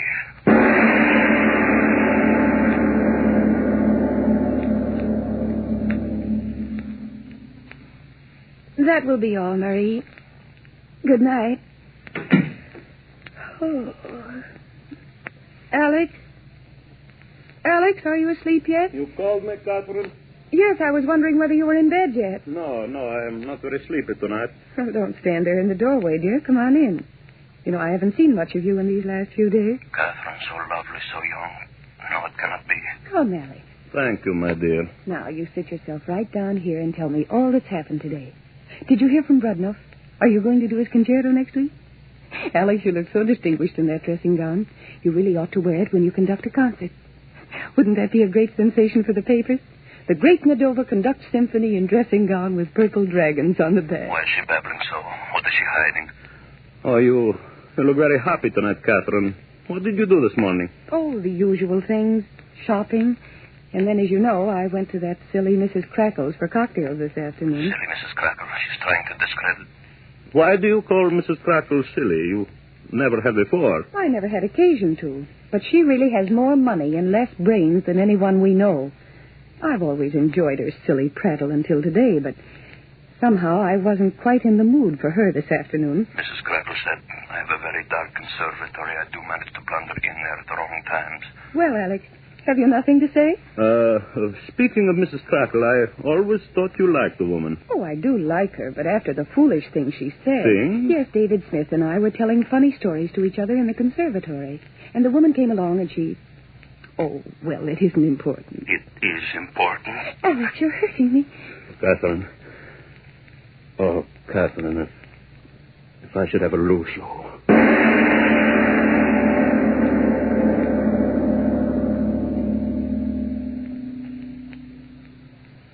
Now, remember, Joseph, everything must be in order by Saturday. Our plane leaves at midnight. You understand? Midnight. Yes, Maestro. The luggage, all is in order? Oh, yes, Maestro. Oh, by the way, Maestro, I wired Washington this morning. Oh, so? Did you cable Schumann? Yes, Maestro. I said you would be pleased to accept his invitation to conduct the Philharmonic, and that you expected to be in Buenos Aires not later than the 1st of September. Excellent, Joseph, excellent. This is a little surprise for my wife. She does not know where to stop off in Argentina. So, surprises are good for wives, eh, Joseph? But not for husbands. Why did he say that? What do you mean, Joseph? No, I simply was making a joke, Maestro. The man is hiding something from me. Smith, my wife. I do not like poor jokes, Joseph. I'm very sorry, Maestro. Why is the fool sorry? What is he thinking? What does he know? Is there anything else, Maestro? No, nothing at all. Joseph. Yes, Maestro? Why did you say... Did you mean... Oh, never mind, my car. Yeah, your chauffeur is waiting outside, I think, Maestro. Almost made a fool of myself, even if Joseph did know. All right, I go. In a few days, thousands of miles between her and that Smith. Good evening, Alex. Catherine, you. Come on, Alex. Don't look so shocked. After all, I'm only a wife calling for her husband. She called for me. She does care. But Catherine, I did not expect you to call for me. Well, the unexpected is always interesting, isn't it? Well, home we go, Alex.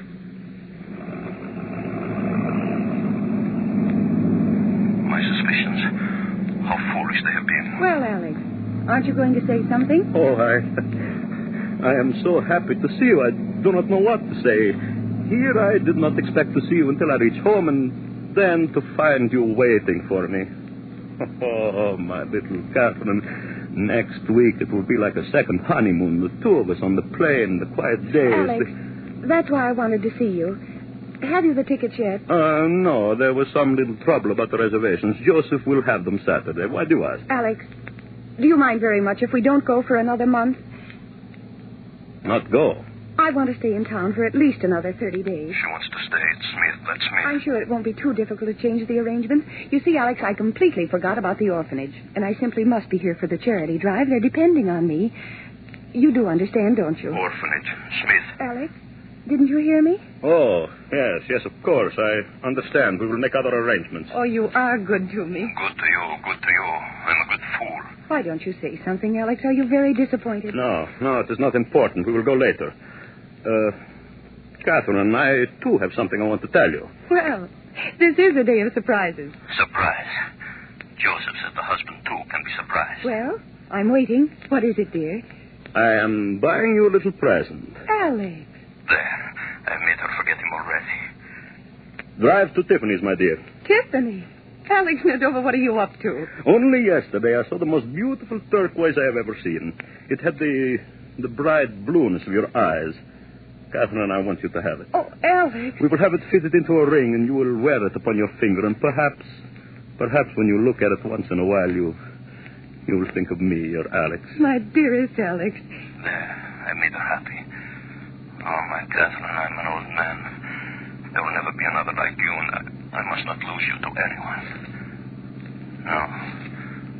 I must not lose you.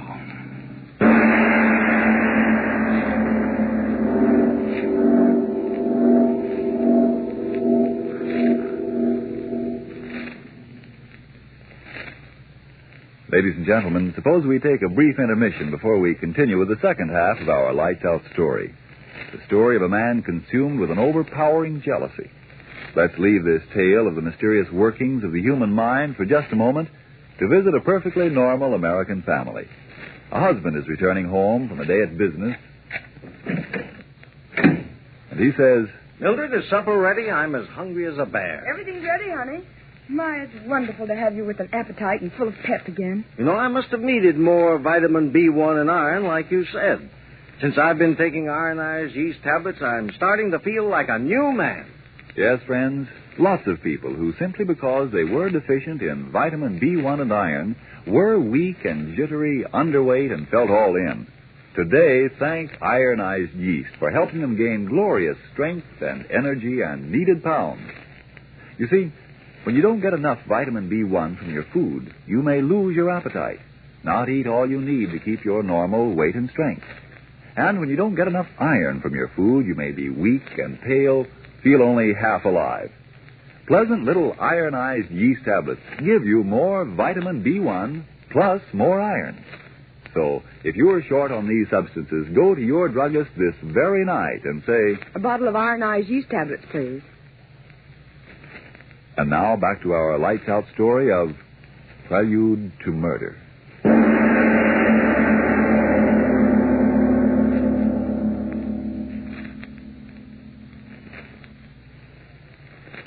I tell you, I cannot stand him any longer. Wolf, wolf, wolf, all the time. He is not a man, he's a bear. My dear Glickstein, you must be patient with the maestro. You know he's not himself these days. Am I to blame if one day he goes on a vacation, and the next day he does not go on a vacation? I tell you, I am an artist, not a blacksmith. Did you hear him before? Well, Glickstein, he barks. You are not a violinist, you are a fiddler. A fiddler, me, Maximilian Glickstein, who for 5 years was under the great Toscanini himself. I tell you, Joseph... Here he comes. Oh, yeah. Please, Joseph, don't tell him I was complaining. Please. Oh, no, of course not.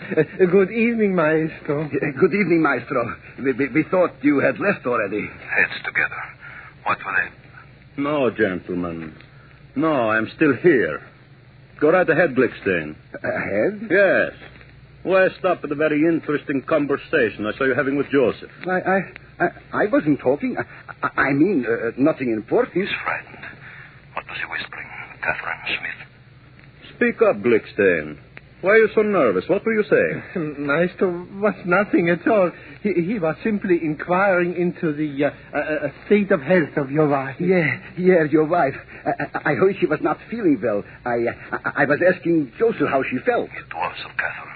They are lying. There's something about her I do not... Yes, Maestro, that is what it was. Madame Nedova. Oh, your sudden solicitude into the state of health of my wife touches me deeply, gentlemen. Good night, Maestro. Good night, sir. Good night, Maestro. They begin to whisper about me behind my back. Everybody whispering. Catherine and that Smith.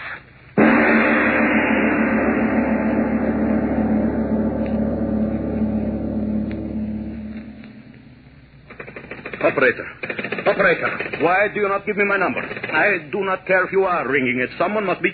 Oh, hello. Hello, Ambrose. Why in the name of the devil don't you answer the telephone? I have been ringing for an hour. Let me talk to my wife. She what? Well, where did she go? You must know. Now tell me, where did she go? Well, what do I pay you for? Where did she go? Good evening, sir.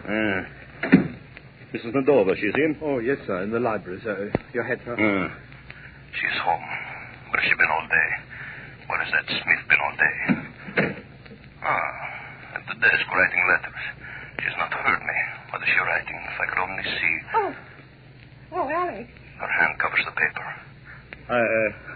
I frightened you, my dear? No, of course not. Why should I be frightened? I was a little startled, that's all. She is frightened. That letter under her hand, if I could...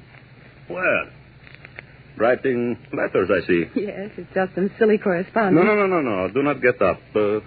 Finish your letter. Oh, no. It's all done. Well, how did the rehearsal go? The letter, who? Answer me, Alex. How was the rehearsal? Rehearsal? Oh, as usual. Your letter. I will send Andrews out to mail it. Oh, no, Alex. It isn't that important. Well, I'll go out and tell Cook to have dinner early today. I've got a little surprise for you. Something you like. Good. The letter, she took it with her, maybe on the desk. Maybe she left... No, there is nothing. The blotter, there's something on it. A word. I will hold it to the mirror. The word, it is...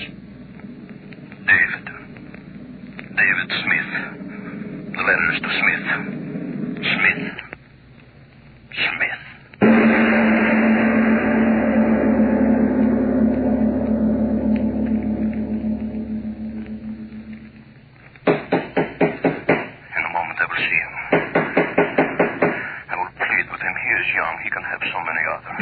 Yes? What? Why, Mr. Nadova. Young. I am sorry to disturb you. Disturb me? Not at all. This is a pleasant surprise. Won't you come in, sir? Let me have your hat and coat. Keep your hands off me. No, I'm only going to stay a few moments. Oh, just as you say, sir. Won't you step into my studio?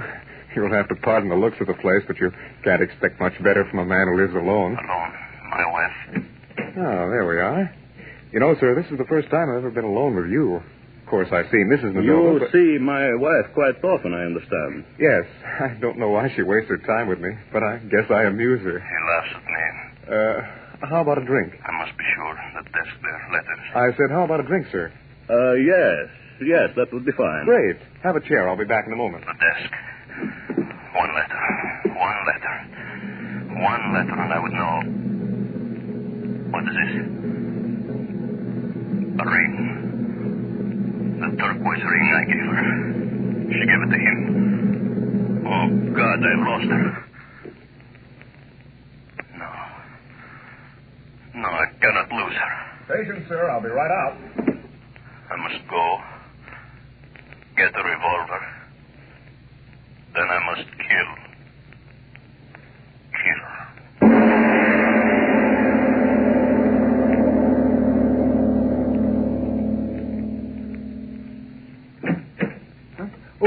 Oh, Maestro.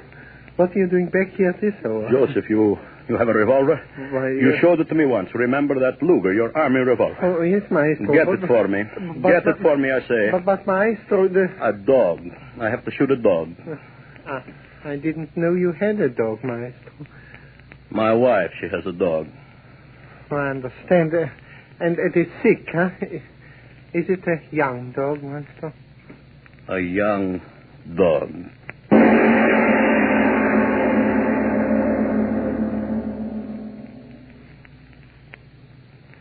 Mr. Nadova, where did you go? I came back with the drinks and... Mr. Nadova, is something wrong? Revolver in my pocket. I said, is there something wrong, Mr. Nadova? What can be wrong? Oh, I'm glad to hear that, sir. Well, when I came out there before and found you gone, I couldn't imagine what had happened. I never saw a better disappearing act in my life. Soon he will stop laughing. Do you mind telling me what happened? I was called away. Well, you're not going to disappear again without a drink, are you, sir? This time I'm not leaving so quickly. We will finish our business. Business? That word sounds foreboding. Why do I stand here talking to him, the gun in my pocket? I'll take your coat if you don't mind. This time I'll hide it so you won't get away so easily. He's young. Many women would love him. You should have left her to me. What'll it be, sir? A bullet between your eyes. Did you say something? I didn't quite hear you. Drink with him? Why not? It will be his last. Whiskey and soda. Oh, fine. Yeah, here you are, sir. It's not very good whiskey, but it's all I can afford right now. Next time you call on me, I expect to do better. The ring in that drawer. You expect to do better. Aren't you going to drink it, sir? Drink? Yes. Yes, I shall drink. To death. And I'll drink with you a toast to your beautiful wife. Your glass. I'll kill him now. Mr. Nadova, what's wrong? Your face. Open the door. Let her in. Her? You fool, don't stand there. Let her in. Well, sure. Well, David Smith, how long do I have to stand here ringing your doorbell? Catherine, I have a little surprise for you. Alex, well, what in the world are you doing here? Her lover. She will see him die. Alex, you're looking so strangely, darling. Don't you feel well? I think you ought to sit down, Mr. Nadova. Well, Alex, what's wrong? Here, sit down. Alex, you're not well. Why didn't you come straight home? Her hands on me, lying hands. Water, David. Get some water. Yes. Alex, what is it? Shall I call a doctor? What's wrong? When he comes back with the water, standing over Oh, me. Alex, say something. What does it say? David, hurry up with that water. I'll be there in a second. In a second, he will stand over me. The bullet must not move. Hurry, David. Yes. Yes, hurry, David. Oh, poor Alex, I'm so glad I came here today. If it weren't for that ring, I never would have come, and I'd never have known how sick you are. Ring? Yes, the turquoise ring, dear, the one you gave me. Tell me. Well, the stone loosened in the setting, so I asked David to take it down and get it fixed. And then I stopped to get it. Oh, David, bring that water. She didn't give him the ring. I was wrong. I was... Here, Mr. Nadova, drink this. Careful, David, you're spilling the water on him. I'm sorry. Wrong. Wrong? What's wrong, Alex? What are you saying? You do love me, Catherine. You really love me. Oh, Alex, if anything should happen to you, Well, David Smith, don't stand there like a fool. Go get a doctor. She calls him a fool. She loves me. Oh, Alex, you're trembling. You are ill. Oh, my darling, if I hadn't come here this afternoon, you all alone with that bungling David, it's awful to think of what might have been. Alex. The revolver. What? What might have been.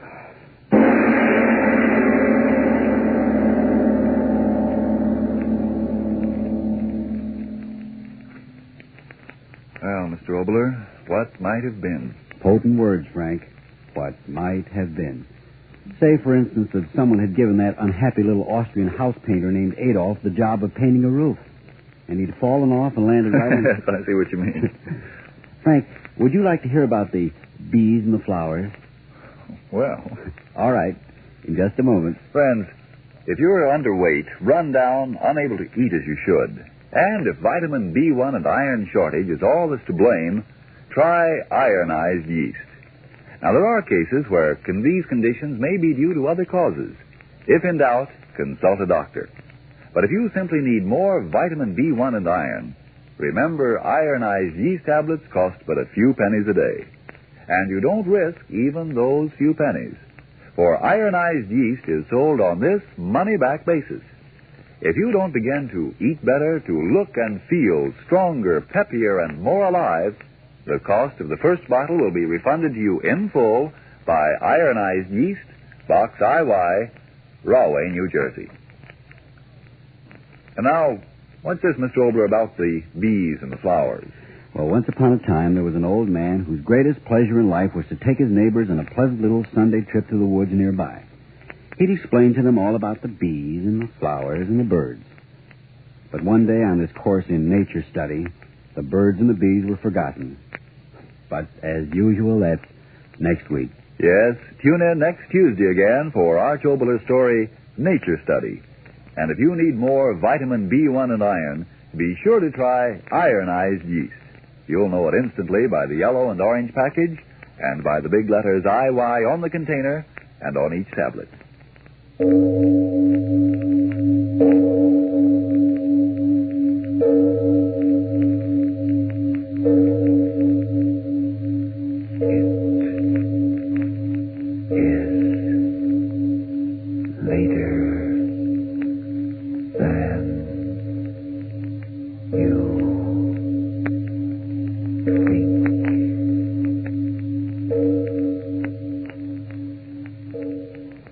It's only the beginning of the white shoe season, but it's never too soon to start caring for your white shoes to keep them in good wearing condition. So clean your shoes with Energine Shoe White. It's made with the very whitest pigment obtainable. Only the very whitest. It spreads over shoes easily, dries evenly, helps keep your shoes looking their whitest and best longer.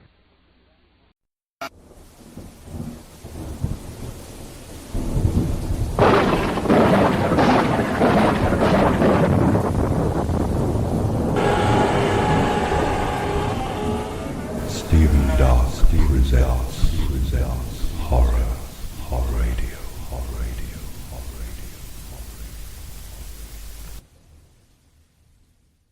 The box. We came. Now you must come with us. Taste our pleasures. My family moved into their new home in Amityville, Long Island. It ended 28 days later when they fled the house in terror. During that time, they endured a nightmare of evil, a plague of unnatural, inexplicable, and horrifying events, which began when their 5-year-old daughter boasted of a sinister new playmate. The Amityville Horror, more terrifying than The Exorcist, because it actually happened. Read it now in Pan paperback.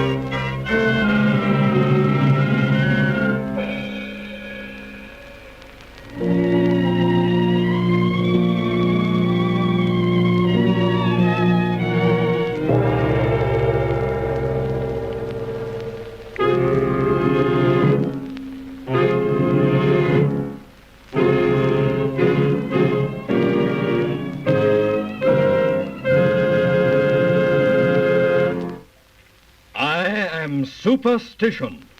A god who dominates the fates of those who worship at my shrine.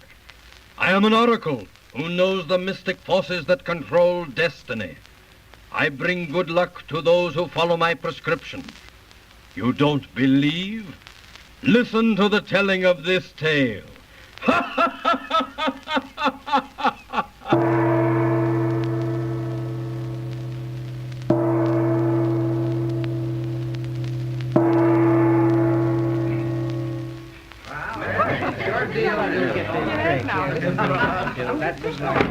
I am very sorry, my friends, to interrupt your fascinating card game, but the American embassy is on the telephone. It is for you, Bruce. Oh, thanks, DeBay.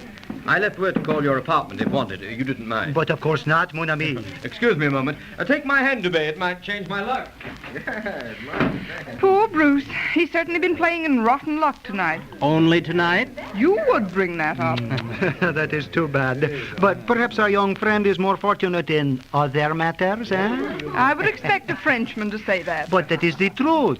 Unlucky at cards, lucky at love. Eh, what, mademoiselle? Is my face red? Say, does that superstition work both ways? You're out of order, brother. Ah, to be sure. There is the reverse. I take it, mademoiselle, that you have been lucky at the cards tonight? I'm non-committal. Oh, shucks, she's always winning. You'll have to excuse him, gentlemen. The child has really overstayed his bedtime. Well, you know the saying, out of the mouths of babes. If he loses and you win. Hush or sister spank. Your brother's question is a tenable one, Miss Bryce. If unlucky at cards, lucky at love will apply its charm equally when reversed, then in the case of an engaged couple, why, Thanks, Professor. You needn't bother further. You've been a great help. Eh bien, suppose we leave the pro and con of this question for the interested parties to solve.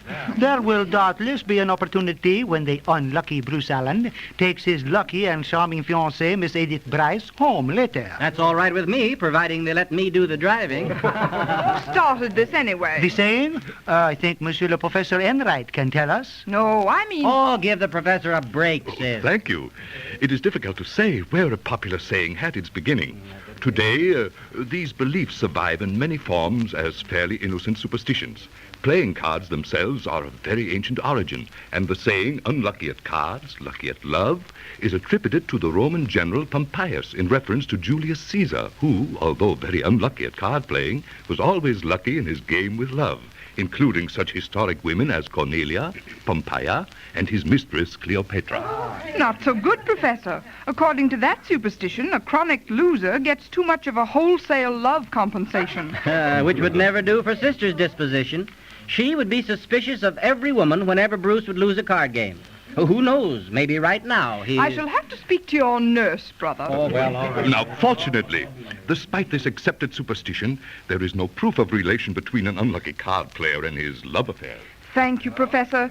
You are so comforting. Pardon me, my dear Professor, but I will not have you explain away so lightly one of my pet superstitions. At least, not until you have heard a very recent case where it turned out exactly as determined by the saying. May I tell it? Of course, monsieur. Well, it'll have to be good. Oh, the characters in my story are countrymen of yours. You will be pleased, I am sure. Providing the heroine gets her man. You will be satisfied, mademoiselle. The man of my story is Clark Elliott, the junior member of a New York firm of importeurs, and the heroine is Miss Winifred Jordan, the foreign buyer of a rival company. Both were in France on business, had concluded their respective missions here, yet neither knew the other. But they were destined to meet.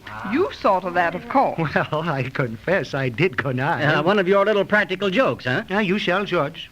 On the last day of his stay here before sailing home on the Ile-de-France, I introduced Clark to a very select club and to baccarat.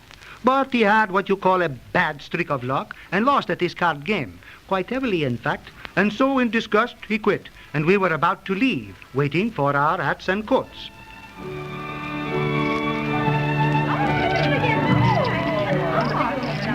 Voici vos chapeaux et vos pas-dessous, messieurs. Merci, mon garce. Let us go, Clark. Just a minute, Dubé, if you don't mind. Not at all, mon ami. I see. My young friend, the avowed and confirmed womanator, has condescended to pause in his mad rush of business to admire one of the fair sex? Dead wrong, old man. I'm merely washing the players. Baccarat is such an honorary game, and seeing the young lady in that group there losing so consistently awakens a sort of fellow feeling. And which is the lady who awakens such compassion? The one with her profile toward us. Blonde. Next to that old grizzly bear. Probably her husband. Oh, there. That's tough. She lost again. Just so. And if the young lady continues playing that silly system she has brought, she will be like you, what you call busted, eh? Broke is the word, old-timer. Thank you. It might embarrass the young woman if she saw us watching her. Step here behind the pillar. Oh, all right, but I'm not interested. She must be a professional or habitual player. She certainly takes her losses calmly. She is neither. Just a persistent amateur. How do you know? I could tell you something about that young lady, but you are not interested, of course. Only, the grizzly bear is not her husband. Do you mean to say a sweet little thing like that girl goes around these gambling places alone? And why not? It is early afternoon, and this is a very respectable and exclusive place. Do you know her? Know who she is? I see. That fellow feeling, it is stronger than any other interest. Oh, don't be absurd, Dubé. You know me well enough to know there could be no other interest. Only a young lady, a blonde, playing a miserable game of baccarat à banque, sitting next to a grizzly bear. All right, if you will be funny. But the way you spoke, I thought you knew her. Well, it is you who should know her. She is an American. Never saw her before. What's her name? It has something to do with a river. Oh, yes, Jordan. Do you know that name? I see the lady has lost again. She certainly has lots of grit. Thank God she's quitting. And disappearing into the cloakroom. Maybe if you took the seat she vacated and played, it might restore your equanimity. Aren't you funny? I'm almost inclined to yield, but I guess I've lost plenty tonight. You have my sympathy, mon ami, and so has the young lady. The fortune, she is fickle. You may not lure her when you play cards, but who knows? Meaning what? If there is any meaning to your nonsense. Unlucky at cards, lucky at love. I knew it would be nonsense or bunk. That saying would never fit my case. I've not met the real thing yet. I would not be discouraged at your age. Well, thanks for the bouquet. Well, let's go. I have some packing to do. Will you dine with me tonight? I'm very sorry. I have another engagement. I shall see you when you sail. All right, then. See you at the docks tomorrow. Let me drop you off at your apartment.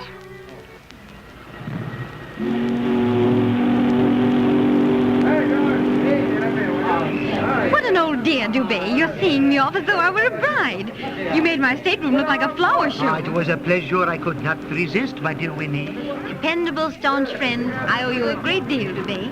But for your help, my foreign assignment would have been a flop, you mean, eh? All of that.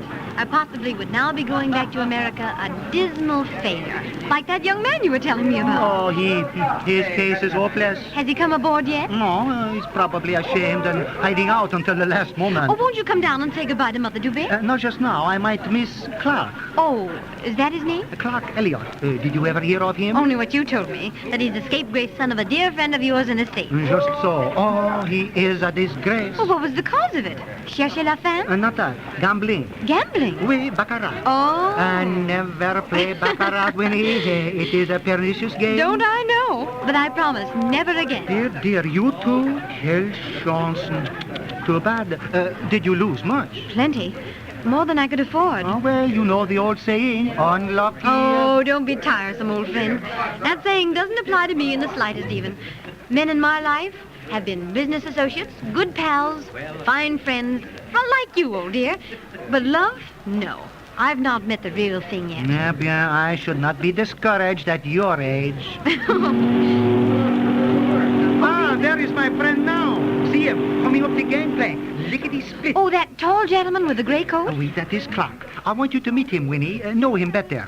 Despite the horrible things I have told you about him, he has his redeeming qualities.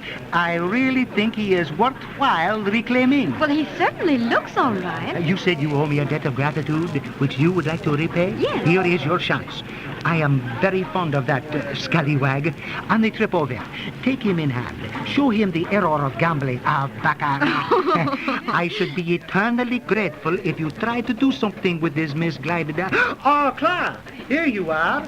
Mademoiselle Jordan, permit me to introduce to you Monsieur Elliott. How do you do? Oh, there's the... Oh, take time. You'd better go. Goodbye, Winnie. Don't fail me. Let me know your results at reform. Look here, you old sham. You never told me that Au revoir, Clark. Mend your ways and listen to the advice of Mademoiselle Jordan. Give up baccarat. Try bridge.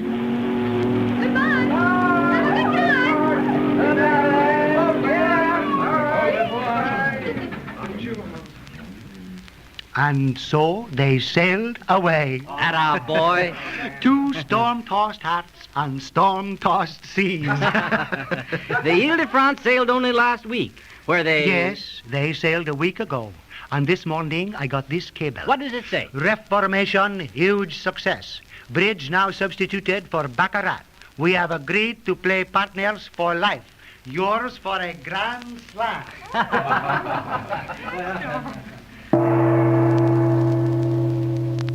I am superstition. You don't believe, do you?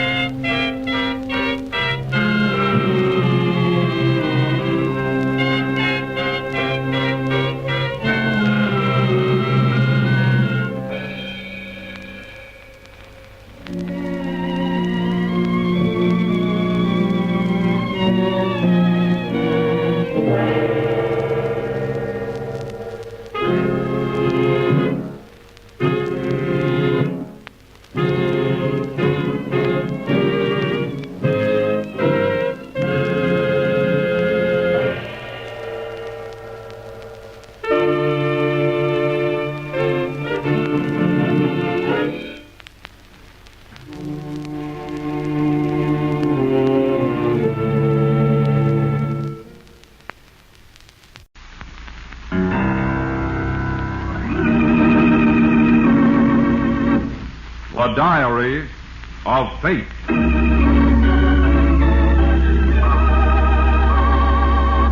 Fate plays no favorites. It could happen to you.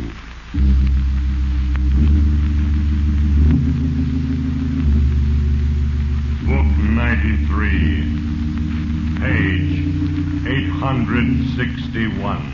In the Diary of Fate.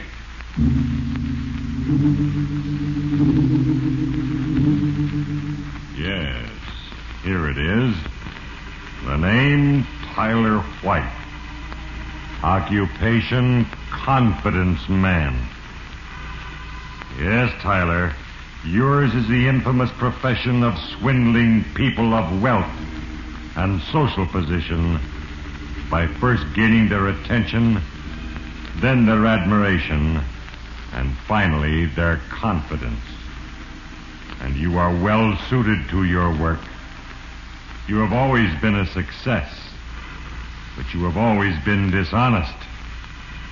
And now I, Fate, move, and because of two little things, a stray dog and a forgotten cigarette lighter, you, Tyler White, will soon be executed for a murder you did not commit.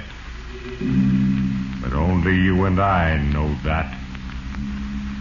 Take heed, you who listen, lest you think fate is unjust, unmindful of mortal rights. In a moment, I will make a further entry under the name Tyler White. And when I have written, I will read from his record in the Diary of Fate.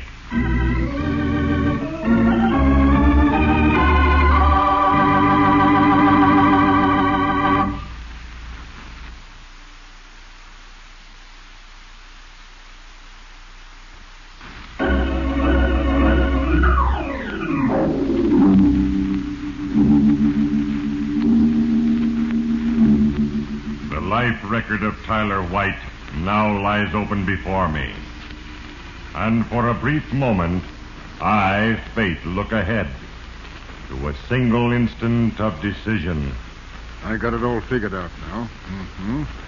Now, Gordon, can you fix an alibi for yourself from 8 to 10 tonight? Sure I can. My boys will swear up and down for me. Good. Now, look, here's the setup. We'll establish separate alibis first, and then we'll get together. And take care of Mr. Burke? Right. We're going to take good care of Mr. Johnny Burke. Yes, in the life of Tyler White, the decision to murder was made. But in the last analysis, it was something small. Something beyond the control of this man or any other mortal which determined the inevitable outcome. It is ever thus. Little things. Yes. Yet these are the tools which I, Fate, use. I have no choice. For it is all part of a plan, and once set in motion, nothing, not even I, Fate, can alter the course already ordained. Remember, Tyler White, you and your latest victim, the extremely wealthy Mrs. Estelle Courtney, were driving to lunch.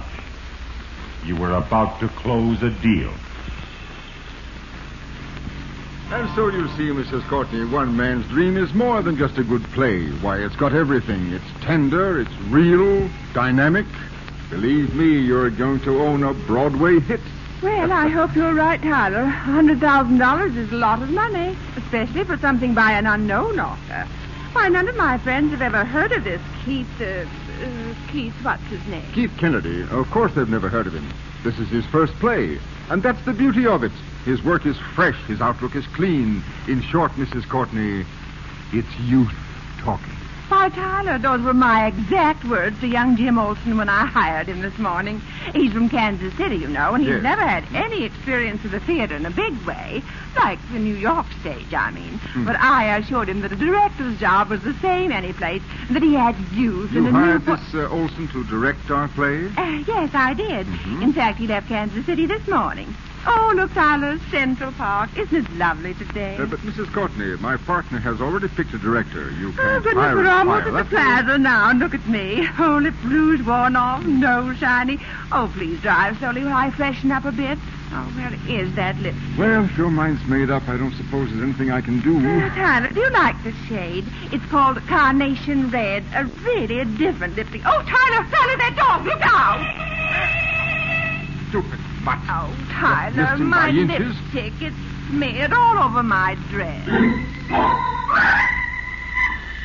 Yes, Tyler. At just the right moment, I, Fate, intervened. A stray dog darted from the curb, and as you stepped on the brakes, Mrs. Courtney smeared lipstick on her dress. A half hour later, as you left a cleaning shop where the stain had been removed, you were surprised to hear someone call your name as you stepped to the sidewalk. Say, Tyler. Tyler White. Huh? Oh, hello, Burke. Well, I haven't seen you in a long time. How are things going? Can't complain. We'd better hurry, Mrs. Courtney. It's after 1 already. Oh, is it really? Well, goodness, how the day slips by. Well, so long, Burke. See you around. I don't believe I've had the pleasure. What? Oh, yes, of course. Mrs. Courtney and Mr. Burke. Oh, how do you do, Mr. Burke? Why, Mrs. Courtney, Mrs. Estelle Courtney. Why, yes. Well, this is a pleasant surprise. Why, I've seen your picture. I'm sorry, fella. We're in a hurry. The car's over here, Mrs. Courtney. See you, Burke. Yes, I think you will, Tyler. Goodbye, Mrs. Courtney.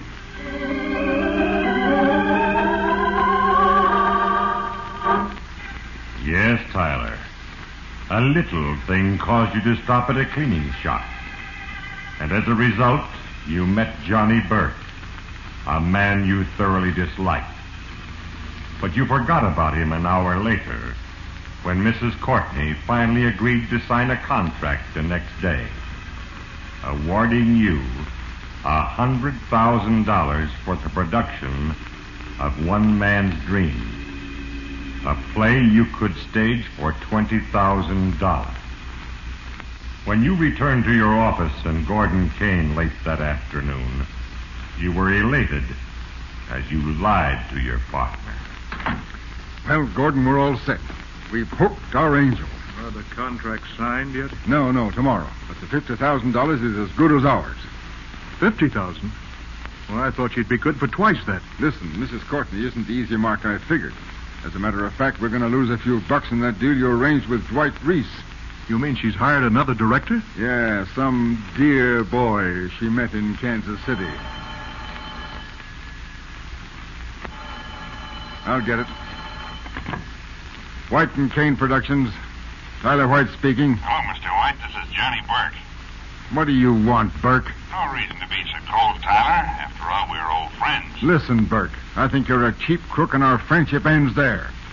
Now, what do you want? Exactly $20,000. What? Are you crazy? Yeah, like a fox. Now get this, White. I'm in hot water with a couple of the big boys. They signed a marker for $20,000 and it's due and payable tonight. You won't get any sympathy out of me, Burke. I'm not looking for sympathy, Tyler. I'm after cash. You're the softest touch I know. What do you mean by that crap? This. If you don't have the money out here at my place in Cedarville by 9 o'clock tonight, I may have to call Mrs. Courtney, Mrs. Estelle Courtney, and tell her a few things I know about you and the late Mrs. Goodall. You'll do I what? told you once, Tyler. I'm in a tight spot. I know how you fleeced Mrs. Goodall.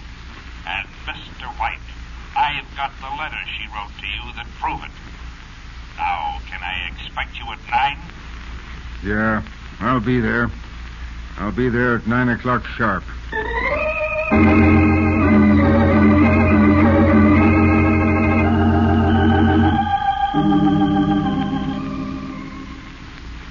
Seven o'clock.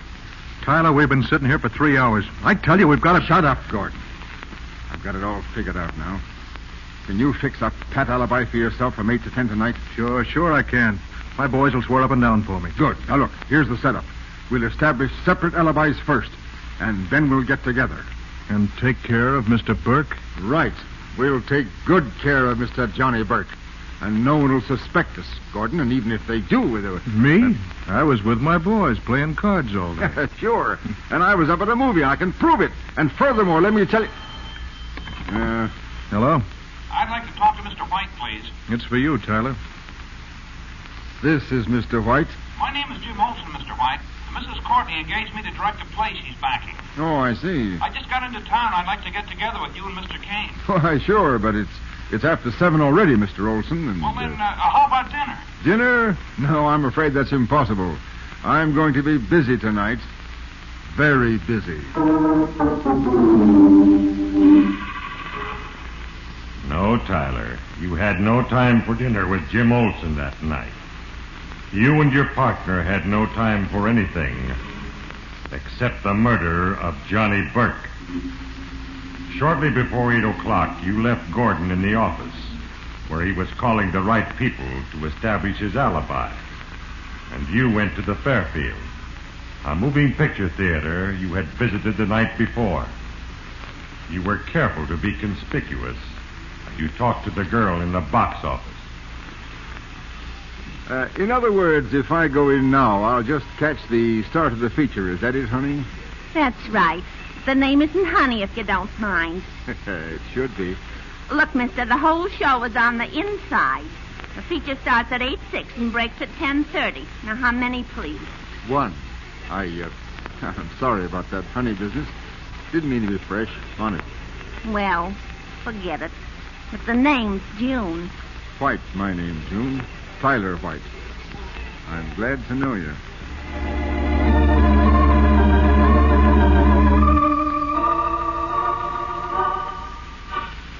Yes, you were glad to know her, Tyler, because it strengthened your alibi.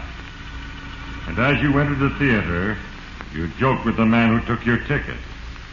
Then you talked to the manager who stood nearby. And finally, an usher seated you. A moment later, unnoticed, you quietly moved to a side exit and left. And even as you stepped into the darkened alley and walked quickly toward the rendezvous that you and your partner had arranged, Gordon Kane left the office. Everything was timed perfectly, Tyler. But then fate moved again. And unknown to you, another little thing happened. As Gordon Kane reached the end of the corridor, he took out a cigarette, then discovered that he had forgotten his lighter. Quickly, he walked back to the office.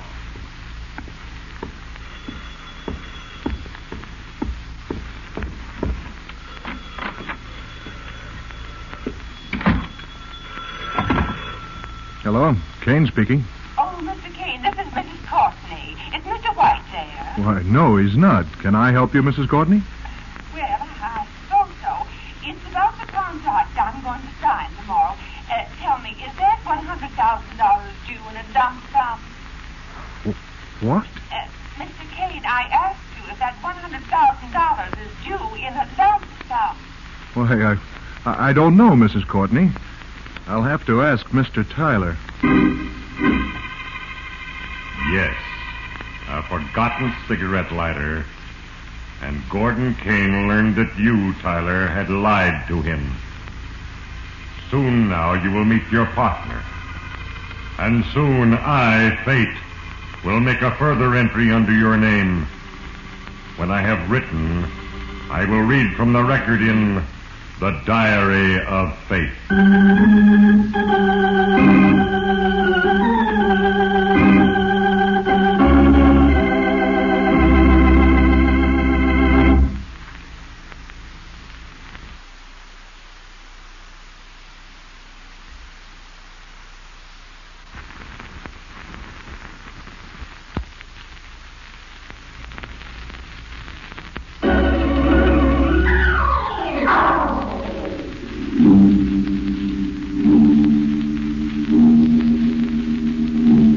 Because of a little thing, a stray dog that darted from the curb, you, Tyler White, became the victim of a blackmailer, a man as evil as yourself. And because of another little thing, a forgotten cigarette lighter, your partner, Gordon Kane, learned that you were even dishonest with him. But he said nothing when you met and drove to Cedarville, where Johnny Burke lived. The house was dimly lighted and on a deserted street. And you, Tyler, were uncomfortable as you rang the doorbell and waited. But there was no answer. You were surprised when you tried the door and found it unlocked.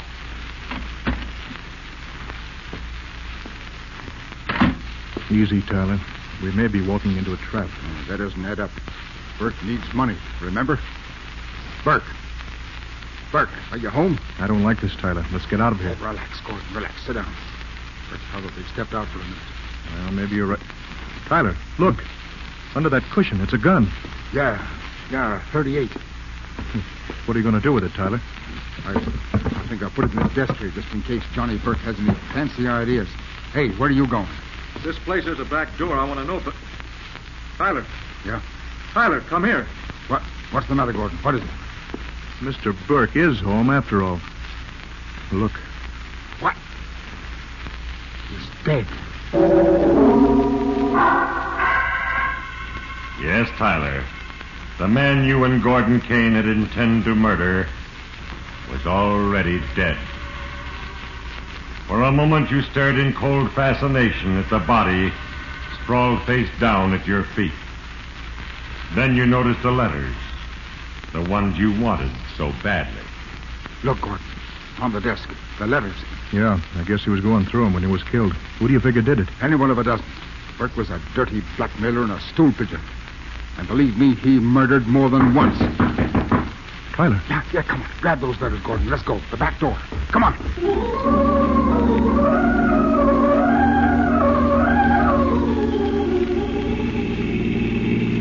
But can't you go any faster, Tyler? My foot's on the floor now. Now quit worrying. In another half hour, we'll be back in town. And you'll be playing cards, and I'll be at... Tyler! That man, look out!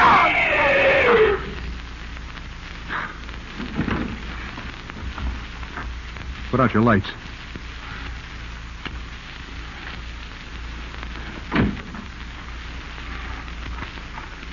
He's over here in this ditch. Is he dead, Gordon? Not yet. Bleeding bad. I guess he was fixing a flat when you hit him. What'll we do? Let's get out of here. Well, leave him. But Tyler, we Use your can't. head, Gordon. If we report this and get an ambulance, we're spotted in Cedarville.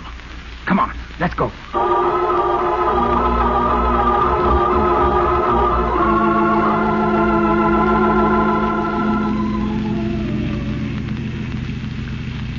You'd better let me out here, Tyler. It's only a block to my place. Yeah, you're right. Can't be too careful now. Well, so far, so good. I'll see you in the morning, Tyler, at the office. Hey, wait a minute. Those letters, let me have them. No, Tyler, I don't think I will. What? Is this your idea of a joke, Gordon? Yeah, it's a joke, Tyler. Like the one about you getting only $50,000 from Mrs. Courtney. What? What are you talking about? Skip the act, Tyler. Mrs. Courtney called at the office tonight and want to know if the $100,000 was to be in a lump sum. Listen, Gordon, you're getting just what you're worth. Now give me those letters. Give them to me. Get your hands off me. Tyler, put down that wrench.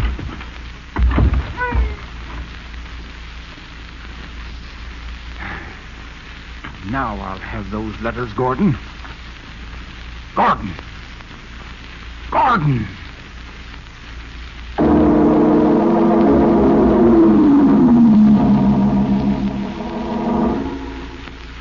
Now, Tyler, you had murdered. At first the thought horrified you, and your mind reeled in utter confusion.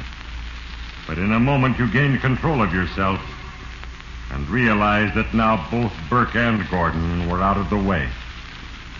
And you had your precious letters. Quickly you stripped Gordon of his wallet, his watch, a ring. Then, unnoticed, you drove hurriedly to the Fairfield Theater. At 10:30, you stepped from the shadows of a nearby shop and approached the girl in the box office, confident that your alibi was still unshatterable. That's right, sir. The last feature goes on in 10 minutes. You're welcome. How many, please? 24, honey. All on the aisle. 2 dozen. Oh, it's you again. Hello. The name's still Tyler White, June. Oh, I haven't forgotten. The fact is, I was just thinking about you. Wondering if I were going to stop by on my way out? Well, sort of. You see, I'm through here in a half hour. Look, June, I've got to get home for a minute. Business call. But how about me picking you up when you're through, Well, I shouldn't, but, well, all right, it's a date. Fine, then I'll see you around 11,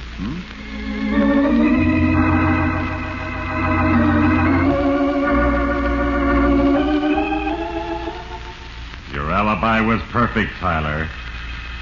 You had been in the theater from 8 o'clock until 10:30. You had talked to the ticket taker, to the manager. You had even made a date with a girl who would not forget your name.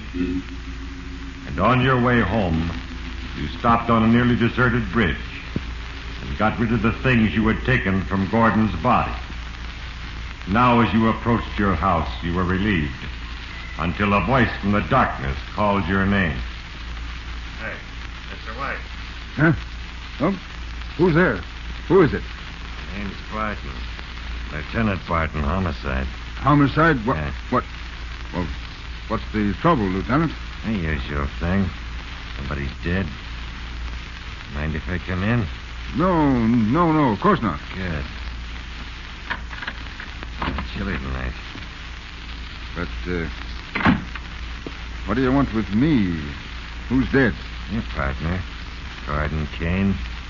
Gordon? Gordon Kane is dead? I can't believe it. Yeah, must be a shock to you, all right. Tell me, where you been tonight? Me? Why, I've been at a movie, the Fairfield. Been there since 8 o'clock. Yeah, can you prove it? Well, of course I can. Wait a minute, though. Surely you don't think I killed Gordon Kane? No, Mr. White, I don't. That looks like a run-of-the-mill stick-up slam. Well, then, why this questioning? Because you're under arrest for murder, White. For the murder of Johnny Burke. What? Burke? Yeah. Johnny Burke's dead, too? Shot through the head with a .38. We found a gun in the desk drawer in the living room. And if the fingerprints on it are yours, you're through, White. You're a dead duck. But why would I kill Burke? That's easy. Blackmail. You see, we found a letter written to you by a Mrs. Goodall. It was under Burke's body. But I told you I was at the Fairfield Theater from 8 until 10 o'clock tonight. Maybe you was. But Johnny Burke was killed at 7 o'clock. Where was you then, Mr. White? At 7? I was in my office. Yeah, I was with Gordon Kane. We were talking business. But Gordon Kane's dead, remember? He says your alibi. No, wait. I can prove I was there. I had a call from Jim Olson, a director who just got into town. He called me. Yeah, I can prove that, Lieutenant. I'm sure I can.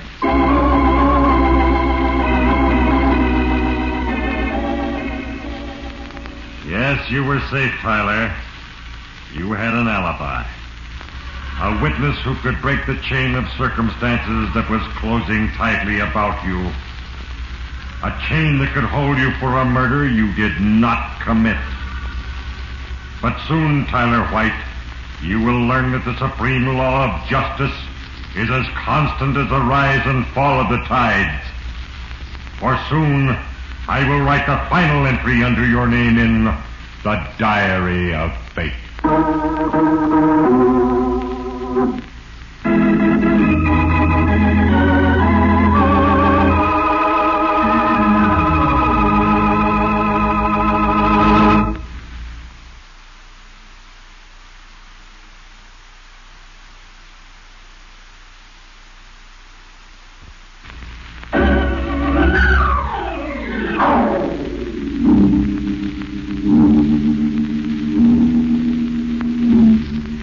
Tyler White, you were no longer afraid as you stood before Lieutenant Barton, an officer who had convincing circumstantial evidence that you had murdered Johnny Burke, a crime of which you were innocent.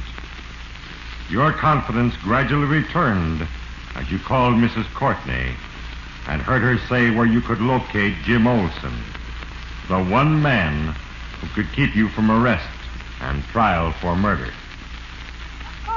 Tell you, Tyler. Jim Olson is staying at the Royal Arms Hotel. I think I have a number right here. Yes, it's Drexel 27331. Drexel 27331. Thank you, Mrs. Courtney. Thank you very much. Well, Lieutenant, Jim Olson is at the Royal Arms Hotel. The number is Drexel 27331. Okay, I'll call him.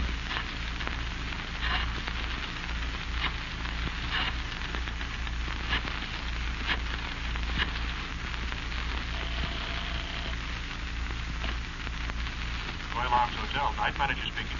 I'd like to speak to Mr. Olson, Mr. Jim Olson. I'm sorry, sir, but Mr. Olson... Hey, look, this is the police. Lieutenant Barton, homicide. Now, is Mr. Olson there? No, Lieutenant, he's not. You see, Mr. Olson was killed tonight. Huh? What? What's that? He was killed? He was struck by a hit-and-run driver. It happened just outside of Cedarville. Yes. The man Tyler hit in the road and left to die was the only man who could prove he was not guilty of the murder of Johnny Burke. And now, as Tyler White sits in prison and awaits his execution for a crime he did not commit, he realizes that justice will be served. And now it is time to close the book. Another entry has been carefully noted on the pages of eternity. In the case of Tyler White, as in the cases of all mortals, I, Fate, am but an instrument of the plan, and the little things at my command are the tools with which I work. Because of a stray dog, Tyler White, a dishonest man, was led to his death after he had killed the one man who could have saved him. Ponder well the moral, you who listen, and remember, there is a page for you in the Diary of Fate.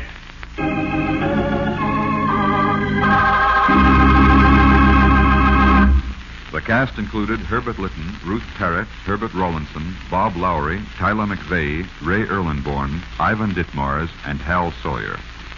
Diary of Fate is a Larry Finley transcription, brought to you from Hollywood.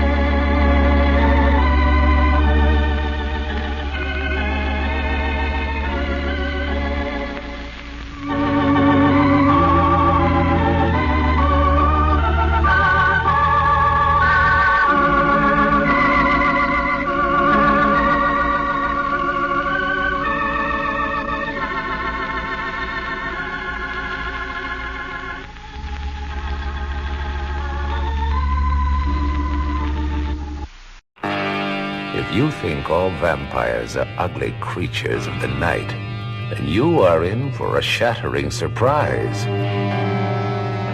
If the very thought of vampires makes your flesh creep, if the sight of dripping blood makes your heart skip a beat, if the sound of tortured screams leaves you quivering with fright, then you must see Lust for a Vampire. Disciples of the Black Mass, devils in female bodies whose embrace is the kiss of death for man or woman.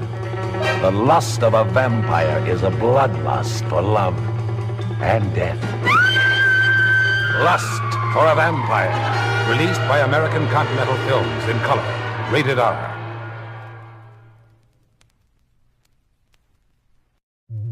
If you think all vampires are ugly creatures of the night, then you are in for a shattering surprise.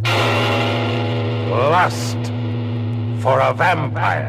Disciples of the Black Mass, devils in female bodies whose embrace is the kiss of death for man or woman. Lust for a Vampire, released by American Continental Films in color, rated R.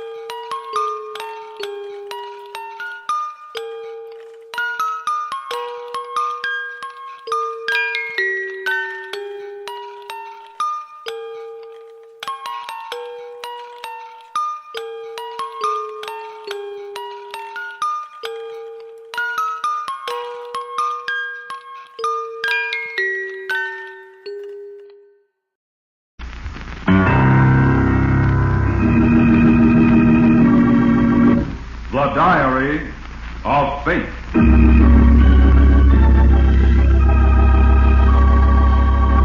Fate plays no favorites.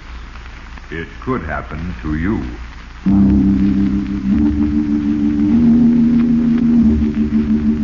Book 82, page 216. In the Diary of Fate.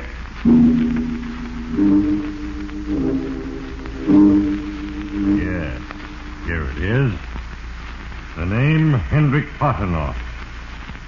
A man of singular purpose and great tenacity of will, who used these talents to bring about his own destruction. He had his choice, as have all mortals. And because of a little thing, a letter he caused to be held up in delivery, Hendrik Potenoff came to know the real meaning of fate. His life record lies open before me, and for a moment, I, fate, look to a single horrible incident. There, you lousy screw. I hope it killed you. Gotta move fast. Legs weak, awful dark. The door, it's unlocked. I'm up the incline. The sunlight, my eyes, it's blinding me. Halt! Halt! Hendrik! Where are you, Hendrik?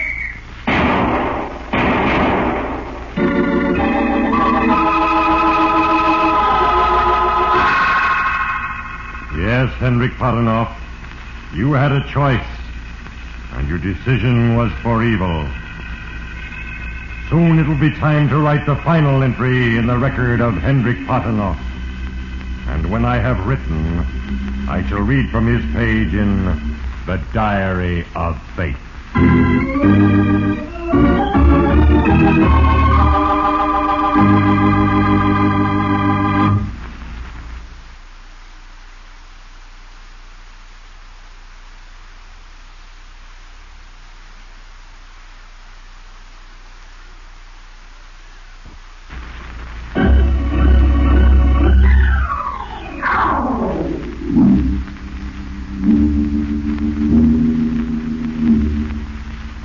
Of a prison, Hendrik Potenoff has been credited with 22 years of payment on his debt to society. He is scheduled to be paroled soon. But 7,000 nights have not bred repentance in his heart. 22 years of resentment at confinement are symbolized in his hate of Sarah Heddick. If it hadn't been for Sarah refusing to testify that she was with me that night, if it hadn't been for Sarah's jealousy of Molly, if it hadn't been for Sarah. Hey, Hendrik, what's your Yeah, I've been listening to that every night for nearly 21 years. But only 30 more times till I get out. Like I hear the grapevine, he bumped off his feet today, eh? Yeah, dummy. You hear the bull coming to me. 15202. Yeah. Oh, Hendrik. No letter for you tonight. Do I ever get letters? No. I guess not. Too bad about Swede getting shot trying to escape today. Sure, they come and go. Swede was only here 8 years. Hardly time for a shave and a haircut. If it hadn't been for Sarah's life. If it hadn't been for Sarah Heddick.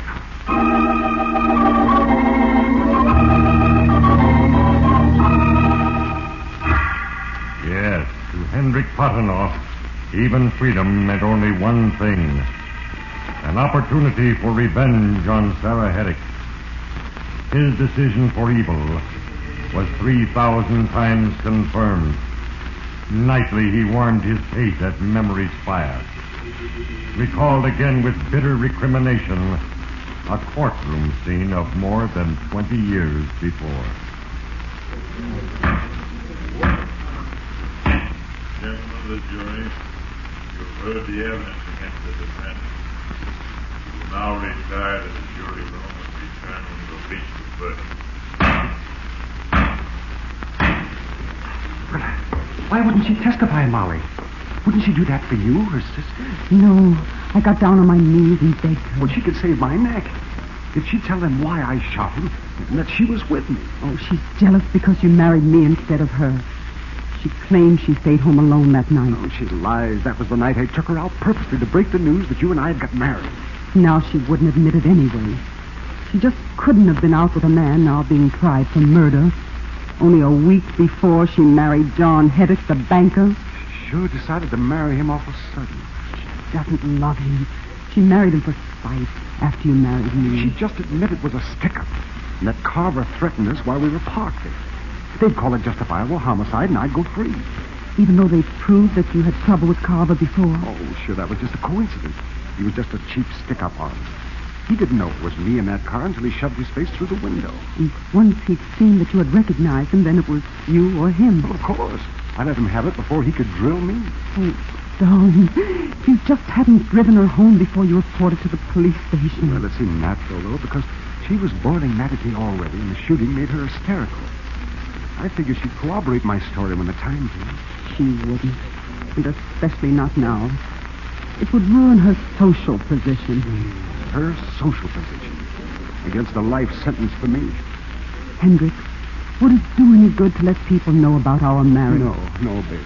What they don't know won't hurt. If I do take a rap, and they knew, you'd be labeled as the wife of a killer. I wouldn't care, darling. Believe me. I know it, Molly, but in case I am convicted, you can do me more good as the unmarried sister of the influential John Hedrick. Now, don't let anybody know about our marriage. Well, then you think you will be convicted? I'm afraid so. Without Sarah's story, the district attorney has made it look like a plain case of bad blood between us, with me taking Carter for a ride. What can I do? Just go on living with Sarah and John. Use your time and opportunity to work on her. And maybe someday you can get her to listen to me. I'll do it, darling. I'll do anything. It'll be hard. It'll be hard on both of us. We won't be able to exchange letters. Oh, no, darling. I've got to hear from you. No, don't write. Pretend you've forgotten me. Otherwise, Sarah will always be jealous and never help. I'll wait for you. And love you always.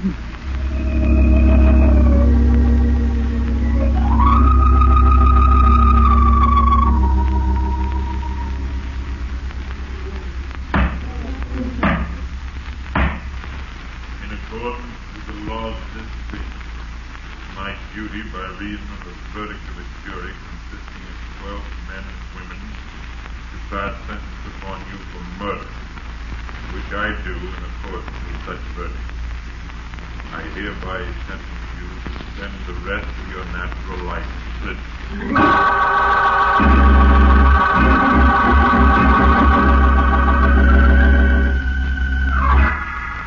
Those memories furnished a decade of fuel for Hendrik's hatred.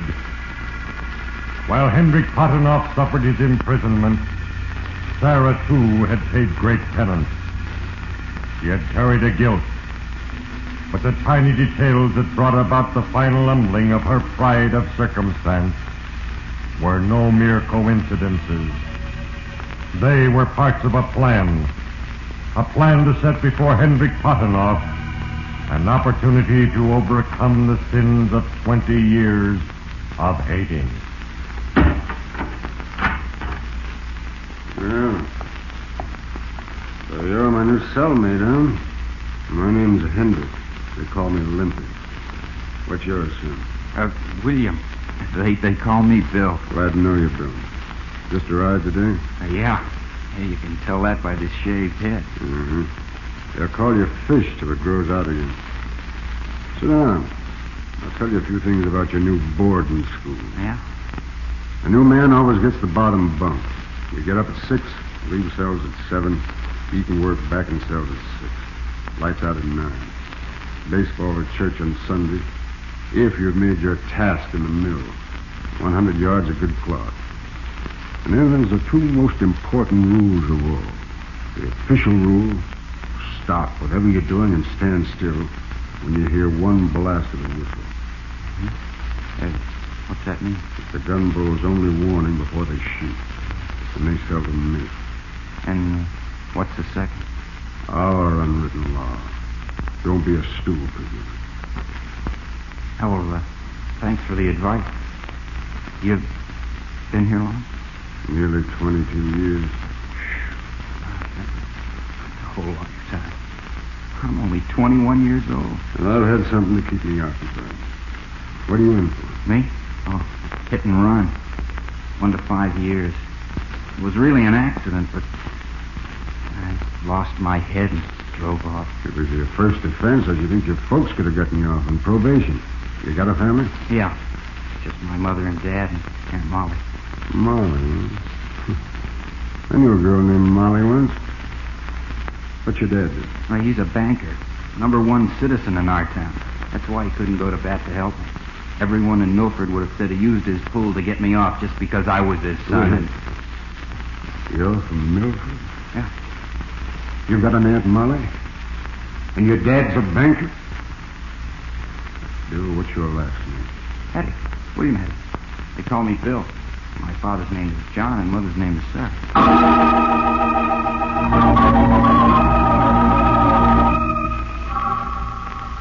Yes, Hendrik Pottenhoff, I, Fate, made your paths cross to give you a chance to prove yourself worthy of freedom. You have a choice for good or for evil. But if your decision be for evil, the end is certain. And now it is time for another entry. And when I have written, I will read from the record of Hendrik Pottenhoff in the Diary of Fate.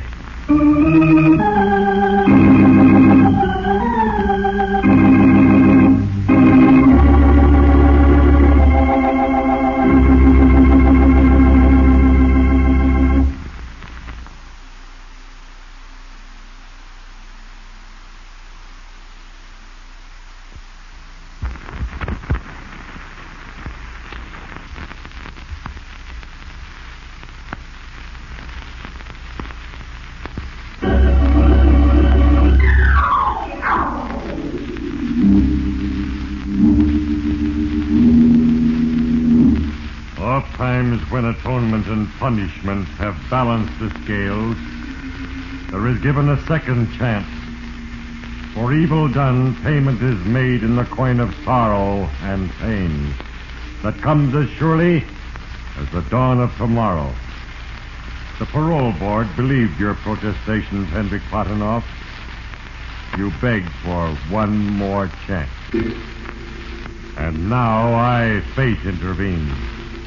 A tiny twig, a gust of fitful wind, a letter unreceived. Sometimes mortal plans miscarry, and themselves ensnare the plotters. If you, Hendrik Pottenhoff, were to become involved in a violation of the prison rules, your parole would be forfeit. 13202. Yeah. 54629. Here? Oh, Limpy. Well, let's see. Here's a letter for... Here, you, William Heddick?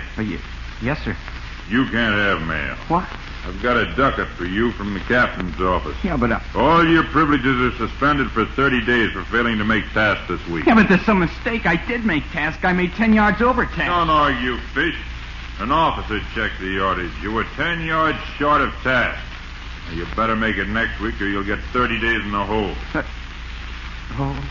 Solitary confinement, fish. Ask Limpy. He can tell you all about it. Find a no-good screw. Hey, look. Listen to me. Don't worry about the hole. I'm the trusty gun.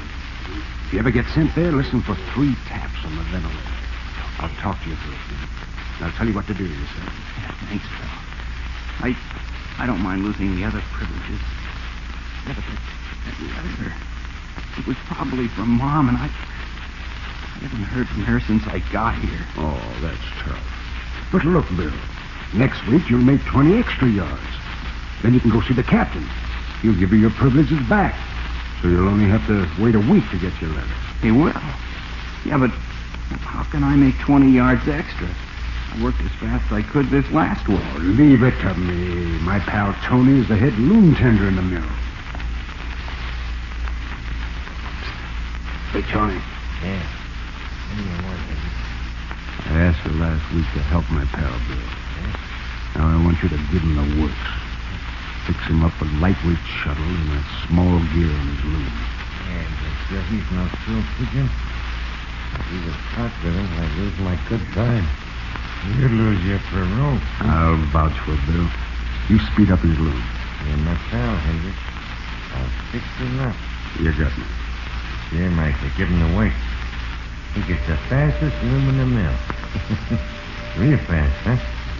Make lots of yards.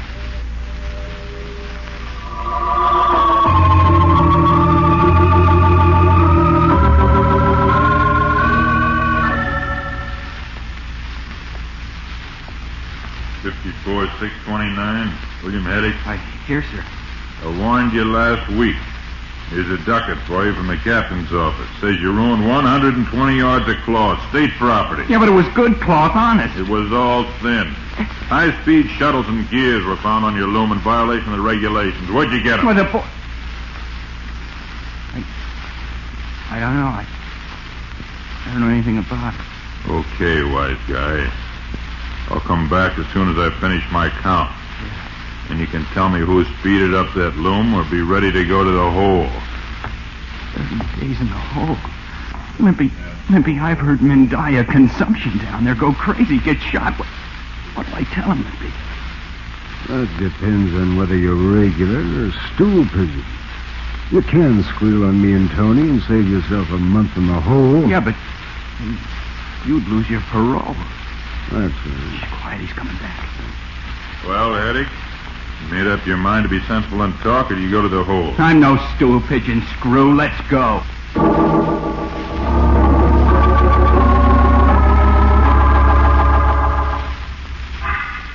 Yes, Hendrik Potenoff narrowly escaped his own trap. But it is written that no man can forever escape the reaping of his sowing. Unnoticed and unheeded, the threads of circumstance bind him to a doom as certain as his plan is evil. To William's confidence in him, Hendrik Potenoff then added a second factor of influence. His was the only voice William would hear. Oh, it's Limpy. Good old Limpy. He didn't forget me. Bill. You hear me? Yeah, hello, Limpy. Oh, gosh, it's good to hear a voice. How's it going, kid? Okay, I guess. Just as well, there's nothing to do. Can't see. It's black dark. I can't stand up straight. Can't stretch out. I don't know how long I've been here. I'm awful hungry. No, nothing. Not even bread. Just water. But it's sore because they found a small knife in my trousers. I don't know how it got there. What can I do? Wise up. You have to stand up for your rights. When the screw comes with your water, cuss him out. Tell him they can't do that to you. Get tough. Demand your food. Sure. Hendrik, don't go away, Hendrik. Here's your water, wise guy. Pass out your bucket. Now, you lousy screw. Where's my food? You give me my food or I'll You're what? Threatening an officer, huh? Well, just for that, no water. Hey, come back. Give me my water. Give me my food. Give me my food.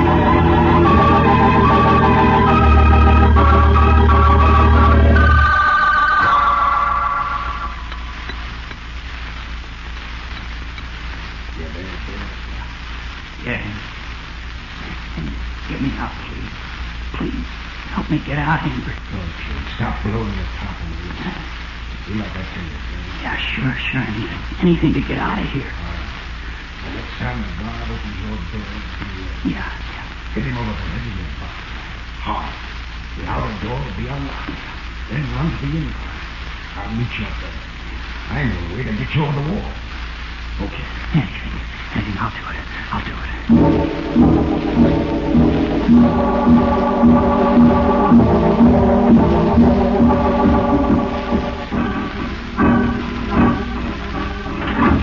All right, Heddick, here's yours. There you go, lousy screw. I hope it killed you. Coming fast. The leg's weak. It's awful dark. Here's the door. Unlocked. Now to run up the incline. The sunlight in my eyes is blinding me. Paul! Hey, Hendrik! Where are you? Hendrik!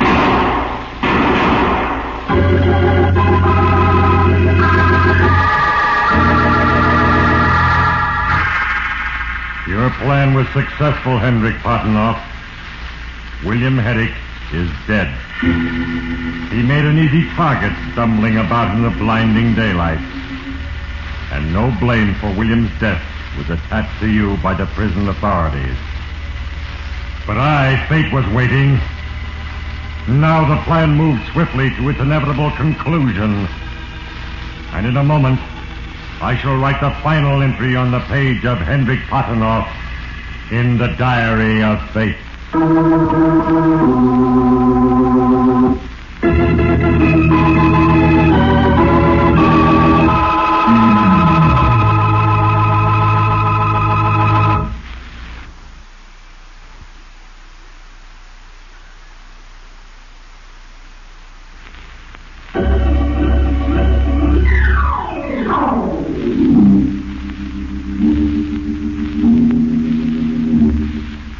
plot for evil contains the seed of its own undoing. Perhaps a tiny thing, no greater than a sheet of paper.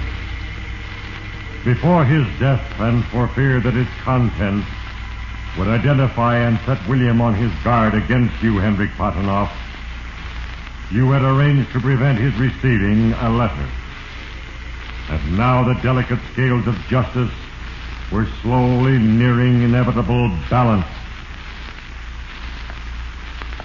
13202? Yes. Oh, Limpy, it's too bad about your cellmate. You sure look happy, though. Well, why not? Tomorrow morning I go through the main gate, headed out. Ah, good luck. Put this letter for your ex-cellmate with the rest of his belongings, will you? They'll be picked up and sent to his family tomorrow. So long. A letter for William Heddick, probably from his dear mother, warning him to beware of her old acquaintance, Hendrik Potinoff. Taken a long time, Sarah, but I needed it. Let's see what you have to say. Dear Bill, I'm convicted and sent to prison. Who I know and experience. Your misfortune, however, has given me the courage to write this letter. You are a man now, not a child. As you read this, please remember that anything I have done has been for your welfare. All of us have made mistakes. I had hoped that I would never have to tell you mine. But your need now is greater than my pride. When I was your age, I fell in love and secretly married. What do you know? This isn't from Sarah. It's from My Mother. husband also was sent to prison. I've always loved him. I'm still waiting for the day he comes out, in the hope that we can live our remaining years happily together. She loves me. She's waiting for me. He I got my revenge on Sarah. I hate you. Mom. I want you to find him and show him this letter. His name is Hendrik Potinoff. Having unjustly suffered much himself, I know he will guide and counsel you. But your time of punishment will not embitter you towards society. It will return you to me, a wiser, more tolerant man. To me. To save your great handicap in life, you have been raised as Sarah's son. Only she and I have known that you are not. When you get out, perhaps the three of us can spend many happy years together. For I am your real mother, Bill. And Hendrik Potinoff is your father. No, it isn't true. It can't be true.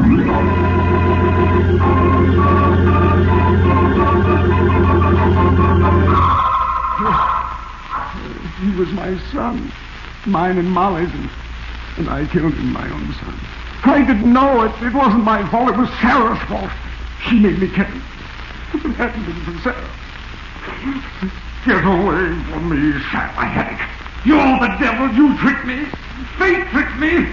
Get off that boat, Sarah Heddick. Hey, you, Hendrik, put that stool down. What's the matter with you? You blowing your top? Get her out of here, stool, or I'll kill her. Snap out of it, Limpy. There's no one in there with you. You trying to get me? Don't you think I can see her? Sitting right there. She made me kill Bill, my son. Listen, you screwball. Bill wasn't your son, and he was shot trying to escape. You didn't have anything to do with it. Now put that stool down. Dummy, I wouldn't have killed him if it hadn't been for you, Sarah. You made me do it, and now I'm going to beat your brains out. Now I'm going to kill you. Bring in that bar! Bring in that bar! Okay, boys. All right, Ed, bring the straight jacket. I'll grab him. Now watch yourself. Put down that stool, Hendrik. Grab him, boys!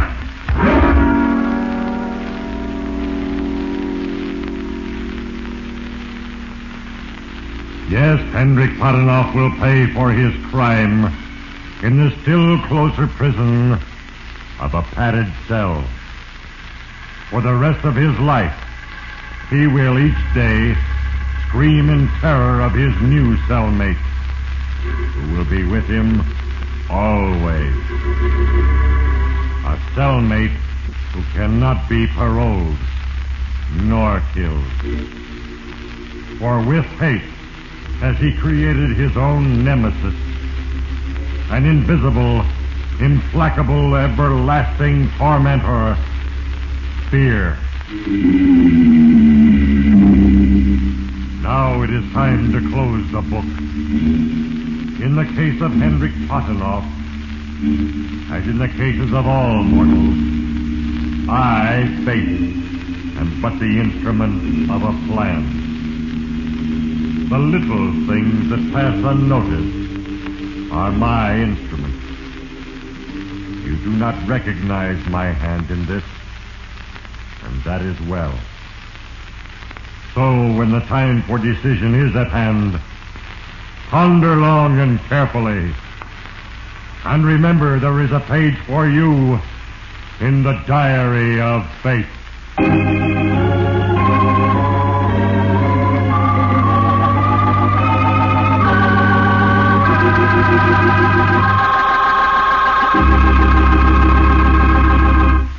The cast included Herbert Lytton, Burl Wallace, Howard McNear, Barney Phillips, Irvin Lee, Ray Erlenborn, Ivan Ditmars, and Hal Sawyer. Diary of Fate is a Larry Finley transcription, brought to you from Hollywood.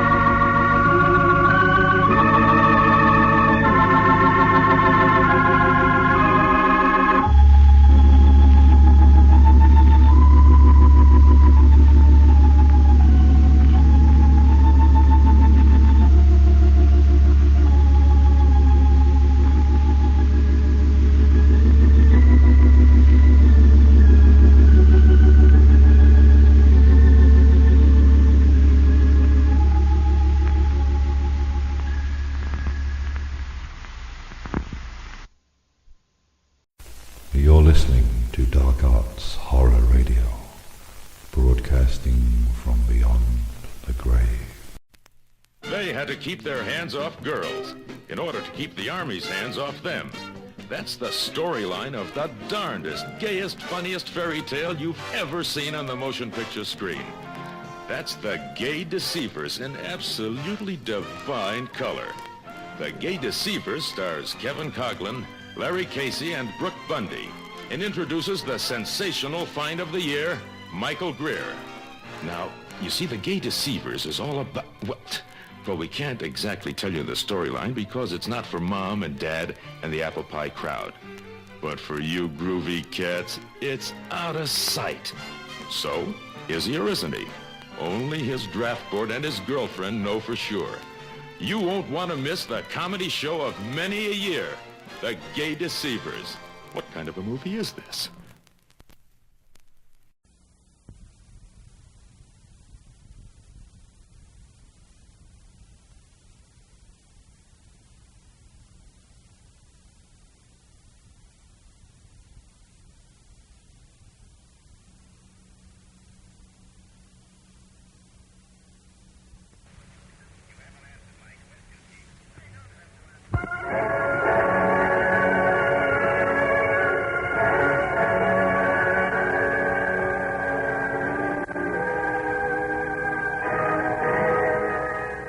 Herald. Stories of suspense.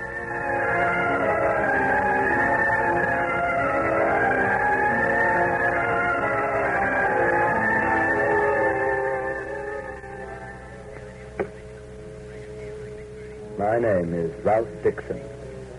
Perhaps I'm taking a risk by making this tape recording. Perhaps the time may come when this recording will be used against me. But my reasons for putting the facts of my experiment on record are far more important than the risk involved. After my death, this recording can be used to prove conclusively that fate is stronger than love. The experiment is almost ready. Very little remains to be done. Just a few little touches. The planning began a long time ago, but I didn't begin the actual work till yesterday, when I called at the apartment of Madeline Parker. Just a moment. Hello. You remember me, don't you, Madeline? Why, of course. Ralph Dixon. Come in. She was surprised to see me. She would be even more surprised when she knew why I'd come to visit her. She was going to help me in my experiment, an experiment that could end only in death.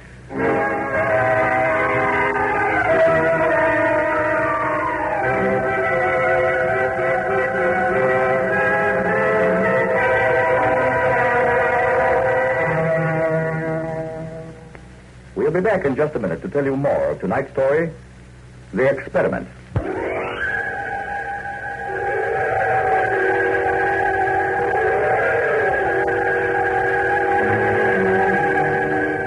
Yes, she was surprised to see me. And not very pleasantly surprised either. But she concealed that with a charming smile. It's been quite a while, Ralph. Yes, 6 years. Won't you sit down? I'd rather look at these watercolors of yours. Your paintings improve, Madeline. Thank you. I went along to that exhibition of yours at the Morton Gallery. Most of the paintings had already been sold, but I was lucky enough to get a landscape, the harbor scene. Oh, I'm glad you liked it. I'd much rather have bought some of the others. But then, I was never lucky where you're concerned, was I? I don't know what you mean. Of course you do. Ralph. Don't worry, my dear. I'm not going to try to make love to you. How's George these days? Fine. Lucky man, George. President of the senior class, captain of the football team, and soon he marries you. I wasn't surprised when I read of your engagement. You and George were always in love, weren't you? Almost from the moment I introduced you to each other. That's right, Ralph. There was a photograph of the two of you in the newspapers the other day. You make a handsome couple. With all his hard work, George still has his boyish looks. I don't know how he does it. Look at me. My parents left me a fortune. I haven't a worry in the world. And I look closer to 40 than I do 30. I like this self-portrait, Madeline. May I buy it? I'm sorry, Ralph. It's not for sale. I'll pay a high price. Thank you, but no. The money had come in handy for you and George. That research work he wants to do. How did you find out about that? George hasn't told more than half a dozen people. I know most of what there is to know about you and George, Madeline. Though we haven't seen each other all these years, I've kept in touch with your activities. I know that George has ambitions. Oh, not for money. Dear me, no. He could have a wonderful medical practice on Fifth Avenue if he'd cultivate a bedside manner. But George has ideals. There are diseases he wants to stamp out. He's going to devote his life to the welfare of others. Is that wrong? It's not practical. But then, George Kelly was never very practical. He was always a handsome idealist who was able to do most things better than anyone else. You've never liked George, have you? I've been jealous of him ever since that day I introduced her to him. Ralph, there was never anything between you and me. That wasn't my fault. Look, I was always flattered by your attention, but... But you never encouraged me. I tried not to. That's right, Madeline. You were always true to George. And that was a thing I never could stand. Sorry, I didn't want to lose my temper. On my way here, I told myself over and over again that I mustn't lose my temper. I must be completely objective.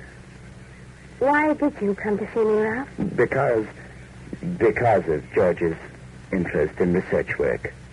The type of research that he plans to do, Madeline, will cost a good deal of money. We know that. How are you going to get the money? We're not sure. You're going to keep painting, of course. Oh, yes. That won't bring you nearly enough money. We'll think of something. I'm prepared to let George have $50,000, Madeline, in cash. Why do you want to do this, Ralph? Money means nothing to me. However, there's a little experiment I'd like to conduct concerning you and George. Experiment? Remember the psychology class during our last year at university? Yes. One day, Professor Rawson lectured on love. After the lecture, there was quite an animated discussion. I remember. My argument was that love is a state of mind that can be induced, but one could force himself or herself into falling in love if the stakes were high enough. And I said that was an attitude of forced cynicism. I'm afraid quite a few of us lost our tempers, but George took your side. Love, he said, is something that can really happen only once to a person, that it comes from the heart. I said that the one way to disprove his argument was to find two persons who were ideally in love, and then to smash that love. It can't be done. Nothing will undo true love, eh? That's right. Love goes on and on and on, regardless of what happens to the parties concerned. Yes. Then you and George, you could never fall out of love. No. And perhaps you won't be afraid to try my experiment. Are you serious about this? Quite. There can't be any experiment to disprove love. I say that love can change to hate. No, not my love for George. And his love for you, how about that? It's the same thing. Are you prepared to test it? This is foolish. You're afraid. No. Then prove you're not afraid. Prove that George's love for you couldn't change to hate. I'm so sure it can that I'll give you $50,000 in cash, win or lose. I'll deliver it here tonight, on the condition that you live up to all the rules of my experiment. 50,000, Madeline. Enough for George to start his research work tomorrow. You can't be serious about this. I've never been more determined about anything. But what do you hope to gain? Satisfaction. All these years, I remember that afternoon of psychology class. You and George were so smug with your love, so contented and sure of yourselves. Well, here's your chance to prove how great and wonderful your love is, to yourselves and to me. But you can't. I know you can't. What if we do? You'll show me I'm wrong, but you'll still keep the money. I just can't understand what goes on inside you, Ralph. I'm a cynic, and I feel that I have ample reasons for remaining a cynic. Unless you and George can show me alibis. Would it make any difference to you? Would it do you any good? It'll help me no matter what happens. If I win, then I can go on my merry way. If you and George win, well, I'll probably look around for some nice girl and settle down. I'd like to help you, Ralph. Well, here's your chance. Help me, George, yourself. It's easy. However, let me warn you, Madeline. If you lose, your entire world will fall around you. I won't lose. Then you agree to the experiment? Yes. Good. What are the rules to this experiment? They are complicated, so listen carefully. Can you reach George by telephone? Uh-huh. Fine. In a few minutes, you'll phone him. You'll tell him that you want to see him at 8 tonight. All right so far? Yes. After that, you won't talk to him again till he arrives here at 8. I'm sure I can trust you, Madeline. You can. Good. When George gets here, I'll be listening from the other room. You'll tell him that you found another man, a man with money, that you're breaking your engagement. What will that prove? I'm not nearly finished yet. After you phone George, I'll go to see him personally. Why? To tell him of the experiment. Tell him? It's not as silly as it sounds. Listen. I'll tell George that as far as you're concerned, my experiment succeeds or fails on his reaction when you break the engagement. I'll then tell him that it'll be just the opposite, that my experiment's success will be determined by your reaction to his statement. His statement? Yes. He's going to tell you that he's happy the wedding is off, that he's been carrying on with another woman, that he's madly in love with her. But even that won't be the real experiment. For that, we'll use this. God. Don't be frightened. As you can see, the gun is loaded with blanks. I don't even begin to understand what you're getting at. It's simple. Mere statements aren't strong enough to prove my argument. It'll take something more savage. And how is the gun to be used? George will be watching for a reaction from you, facial and verbal. He won't expect this to be in the cocktail cabinet. He won't expect you to point it at him, to press the trigger.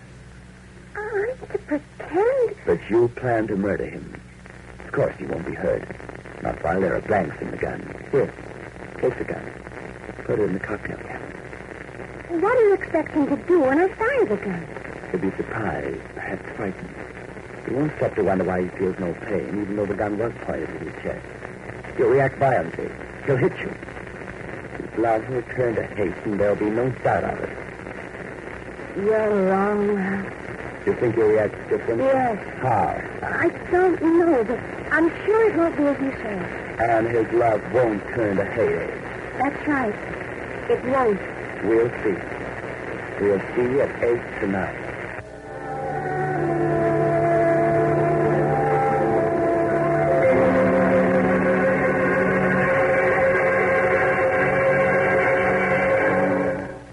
In just a moment, we return to our story, The Experiment.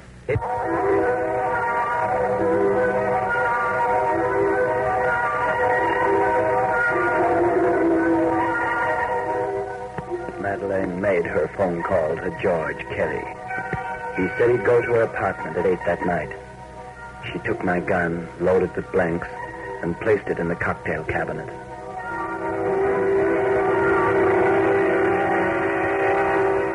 I left her, promising I'd bring the money in cash at 20 after 7. Then I went to see George Kelly at City Hospital. Ralph Dixon. Hello, George. Well, what can I do for you, Ralph? I have something important to tell you. Oh, yeah? I'd rather tell you someplace where there's no danger of being disturbed. Oh, now, look, I'm on duty here at the hospital, Ralph. I can't leave. You can say what you want to say here in my office. First, I want to make sure that we're not disturbed for at least 15 minutes. All right. That can be arranged.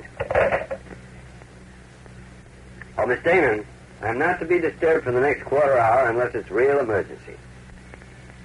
Thank you. Well, Ralph? What is it? I told him more or less what I told Madeleine concerning my desire to perform an experiment. You're crazy. But then I mentioned the money and how it would enable him to begin his research work. He became interested. When he heard that Madeleine had agreed to the experiment, he argued no longer. He listened attentively. Finally. So, the whole thing depends on Madeleine's reaction when I tell her I've been playing around with another woman, huh? Yes. It will be a violent reaction. I think you're going to be disappointed, Ralph. Perhaps. I still think the whole thing is crazy, but I can use that money of yours to help other people. I'll see you tonight, Ralph.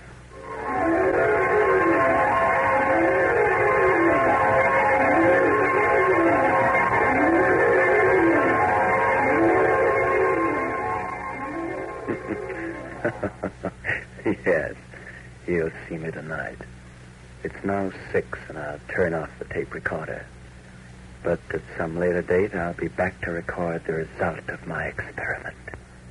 There are just a few more things to do. First, this gun, a twin to the one I gave Madeleine. Now, the final arrangement. And then I'm ready.